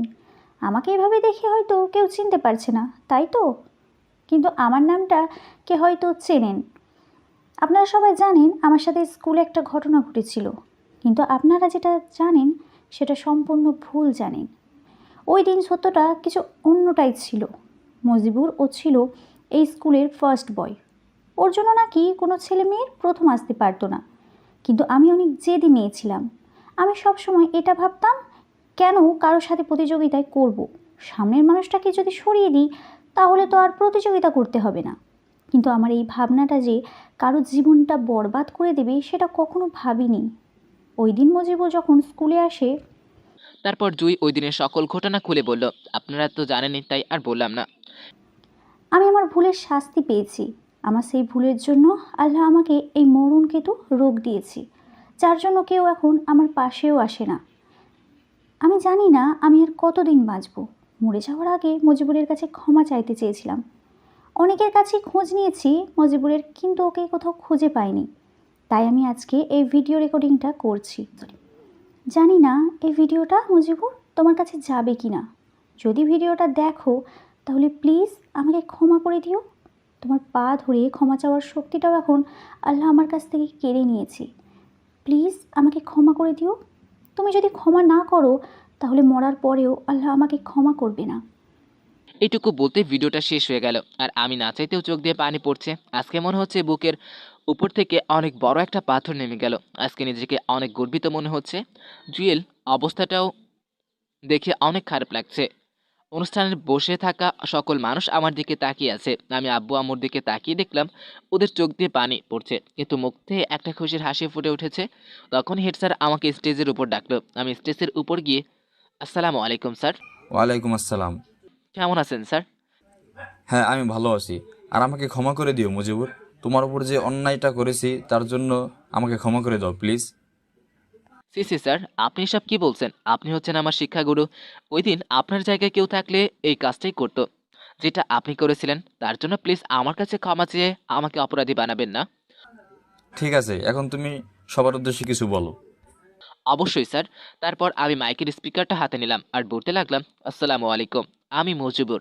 এখানে উপস্থিত অনেকে হয়তো আমাকে চিনেন, আবার অনেকেই হয়তো আমাকে চিনেন না। আমি সেই ছেলে যাকে নাকি একদিন এই স্কুল থেকে একটা মিথ্যে অপবাদের দায় বের করে দেওয়া হয়েছিল। সেদিন সবাইকে আমি সত্যি কথাটা বলতে চেয়েছিলাম, কিন্তু কেউ আমাকে কিছু বলার সুযোগই দেয়নি। আর সেদিন শুধু আমাকে অপমান করা হয়নি, আমার পুরো ফ্যামিলিকে অপমান করা হয়েছিল। সেদিন আমাকে সবাই অনেক কথা শুনিয়েছে, অনেক অপমান করেছে, কিন্তু আমি তাদেরকে কিছু উত্তর দিতে পারিনি। কি করে দিব উত্তর? আমার উপর যে একটা মিথ্যা অপবাদের দাগ লেগেছিল। আর সবার কথা কি বলবো, ওই দিন আবার নিজের মা বাবাও আমাকে বিশ্বাস করেনি। যে বাবা আমাকে অনেক অন্যায় করলেও আমাকে মারতো না, ওই বাবা সেদিন আমাকে মারতে মারতে বাড়ি থেকে বের করে দেয়। কিন্তু আমি হার মানিনি। আমার আল্লাহর উপর ভরসা ছিল, উনি একদিন না একদিন সেই মিথ্যাটা সবার সামনে আনবেই। আর আজকে সেটাই হলো। ওই দিন আমি মাথা নিচু করে স্কুল থেকে বেরিয়ে গিয়েছিলাম, আর আজকেও সেই মাথা নিচু করেই স্কুলে ঢুকেছি।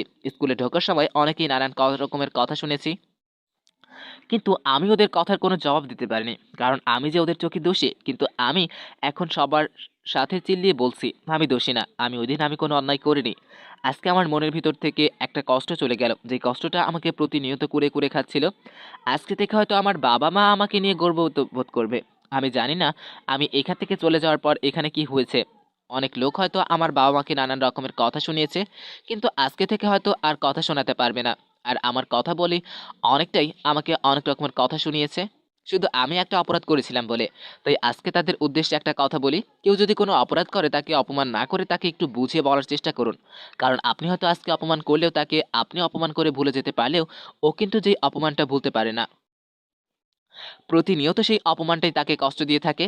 আমার সাথে যেটা হয়েছে আমি হয়তো এখন ভুলে গেছি, কারণ আমি যেখানে ছিলাম সেখানে আমাকে কেউ আর অপমান করতে পারেনি।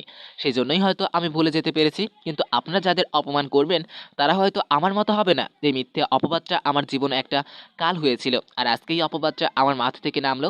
আজকে অনেক শান্তি লাগছে। আর আমি জুইকে আমার মন থেকেই ক্ষমা করে দিয়েছি। ওর সাথে যেটা হয়েছে কারোর সাথে যেন এমন না হয়, এটাই দোয়া করি আল্লাহর কাছে। অনেক কষ্ট জমেছিল বুকে, আজকে কিছুটা হলেও কম হয়েছে। আর কিছু বলতে চাই না, আপনারা সবাই আমাকে ক্ষমা করে দিন। এটা বলেই আমি স্টেজ থেকে নেমে চলে আসলাম। সকল লোকেরই সাইলেন্ট হয়ে আমার কথাগুলো শুনছিল। অনেক হয়তো কান্না করেছে, কিন্তু দুজন মানুষকে সব থেকে বেশি কান্না করতে দেখলাম। সেগুলো আর কেউ না, জুইয়ের বাবা মা। ওরা যে ব্যবহারটা করেছিল আমার সাথে, সেটার জন্য হয়তো এখন সবাই লজ্জিত। এভাবে আরও অনেকক্ষণ পর অনুষ্ঠান শেষ হলো। অনুষ্ঠান শেষে সবাই এসে আমার কাছে ক্ষমা চাইতে লাগলো, আর আমিও সবাইকে ক্ষমা করে দিলাম। তারপর আব্বু আম্মু মাসুমা বিকি সবাই একসাথে চলে আসলাম স্কুল থেকে। আজকে অনেক ভালো লাগছে। তারপর সবাই বাসায় চলে আসলাম। বাসায় আসতেই আম্মু বলল আমার বিয়ে দেবে এই গ্রামেই, তাই মাসুমাকে বলল ওর বাবাকে এখানে কল দিয়ে আসতে। আসলে মাসুমার মা নেই, আর আমাকেও বললো আন্টি আপু দুলাভাইকে এখানে আসার জন্য বলতে। আমিও আমার কথা মতো আপু আন্টি ওদের সবাইকে এখানে আসতে বললাম। ওরা এয়ারপোর্টে আসলে আমি ওখান থেকে গিয়ে নিয়ে আসলাম। ওরা সবাই মিলে 2 দিন পর আমার বিয়ে ঠিক হলো। শুধু আমার না, সাথে আরেকটা বিয়েও ঠিক হলো, সেটা হলো বিকি আর চাম্পার। বিকির আব্বু আম্মু চম্পাকে অনেক পছন্দ করে, তাই আম্মুর কাছে বলে আম্মু আর মানা করেনি। কিন্তু বুকি প্রথমে মানা করেছিল, কিন্তু আমি বুঝিয়ে বলার পর রাজি হয়ে যাই। যাই হোক, 2 দিন পর যখন বিয়ে, তাই আজকে সবাইকে নিয়ে আমি গ্রাম ঘুরতে বের হলাম। সবাইকে আমার গ্রামটা ঘুরে ঘুরে দেখালাম। তারপর সবাইকে নিয়ে আবার বাসায় চলে আসলাম। আজকে আমাদের বিয়ে, বাসাটা অনেক সুন্দর করে সাজানো হয়েছে। দেখতে দেখতে আমাদের বিয়েটাও হয়ে গেল। এখন বাসর ঘরে ঢোকার জন্য প্রস্তুতি নিচ্ছি। আর কিছু না ভেবে বাসর ঘরে ঢুকেই পড়লাম। বোকা দেখে মাথায় ঘোমটা দিয়ে সুন্দর করে বসে আছে। আমাকে ঘরে ঢুকতে দেখে আমাকে এসে সালাম করলাম। আরে না না, এইটা তো মুখ ফসকে বেরিয়ে গেছে। চলো না এখন আমরা বাসর করি। না, কোনো বাসর টাসর হবে না। কেন? এখানে আসার পর বলতে পারবে একদিনও আমার সাথে ভালো করে কথা বলেছো? তার জন্য সরি। না, সরি বললে হবে না। তাহলে? তুমি এখন কান ধরে 100 বার উঠবোস করবে। কি? অন্য কোন শাস্তি দেওয়া যায় না প্লিজ বাবু? না, আমি যেটা বলছি আগে সেটা করো। মাসুমা আরো কিছু বলতে যাবে তখনই ওর ঠোঁটের সাথে আমার ঠোঁট মিশিয়ে দিলাম। ও প্রথমে ছোটাছুটি করছিল, কিন্তু কিছুক্ষণ পর ও নিজেও রেসপন্স করতে লাগলো। আস্তে আস্তে হারিয়ে গেলাম পবিত্র এক ভালোবাসার গভীরে। পরদিন সকালে মুখে পানি ছিটায় ঘুম ভাঙলো। আমি চোখ খুলে দেখি মাসুমা তার চুলের পানি আমার মুখে দিচ্ছে। কি হচ্ছে? কি আর হবে, আমি আমার বরটার ঘুম ভাঙাচ্ছি। মুখে পানি না দিয়ে একটু চুমু দিলেও তো ঘুম ভাঙে যেত, তাই না? ঠেকা বসছে আমার চুমু দিতে। এটা বলে ও যখন চলে যেতে নেবে ওর হাত ধরে এক টান দিয়ে আমার বুকের উপর নিয়ে আসলাম। কি যেন বলতেছিলে? ছাড়ো তো, চলে আসবে। কেউ আসবে না, সকালবেলা আমার রুমে কেউ আসে না। চলো না আরেকবার করি। কি? রাতে যা হলো। না, একদম না। এখন গিয়ে সবার জন্য নাস্তা রান্না করতে হবে। আরে নাস্তা রান্না করার জন্য তো আম্মু আপু ওরা আছে, ওরা করবে। তারপর মাসুমার সাথে আরো কিছুক্ষণ দুষ্টামি করে উঠে পড়লাম। এভাবেই কেটে গেল গ্রামে অনেক দিন। আজকে আমি আপু আন্টি মাসুমা ওদেরকে নিয়ে আবার আপুদের বাসায় চলে আসার জন্য বের হচ্ছি। আব্বু আম্মুকে সালাম করে চলে আসলাম। আম্মু আরো কিছুদিন থাকতে বলেছিল, কিন্তু ম্যানেজার কল দিয়ে বললো কি যেন একটা মিটিং আছে, সেজন্য আর্জেন্ট আসতে। তাই আজকেই চলে যাচ্ছি। এভাবেই চলছে আমার জীবন। অনেক সুখে আছি এখন। প্রত্যেক মাসে 1 থেকে 2 বার গ্রামে আছি, আব্বু আম্মুদের সাথে থাকি। মাসুমাও অনেক ভালোবাসে আমায়। ওর মতো জীবনসঙ্গী পেয়ে আমি অনেক খুশি। আজকের মতো এখানে শেষ করলাম গল্পটা। আবার দেখা হবে কোনো একটা নতুন গল্প। সেই পর্যন্ত বাই। আর যাওয়ার আগে অবশ্যই কমেন্ট করে যাবেন গল্পটা কেমন হয়েছে। আল্লাহ হাফেজ।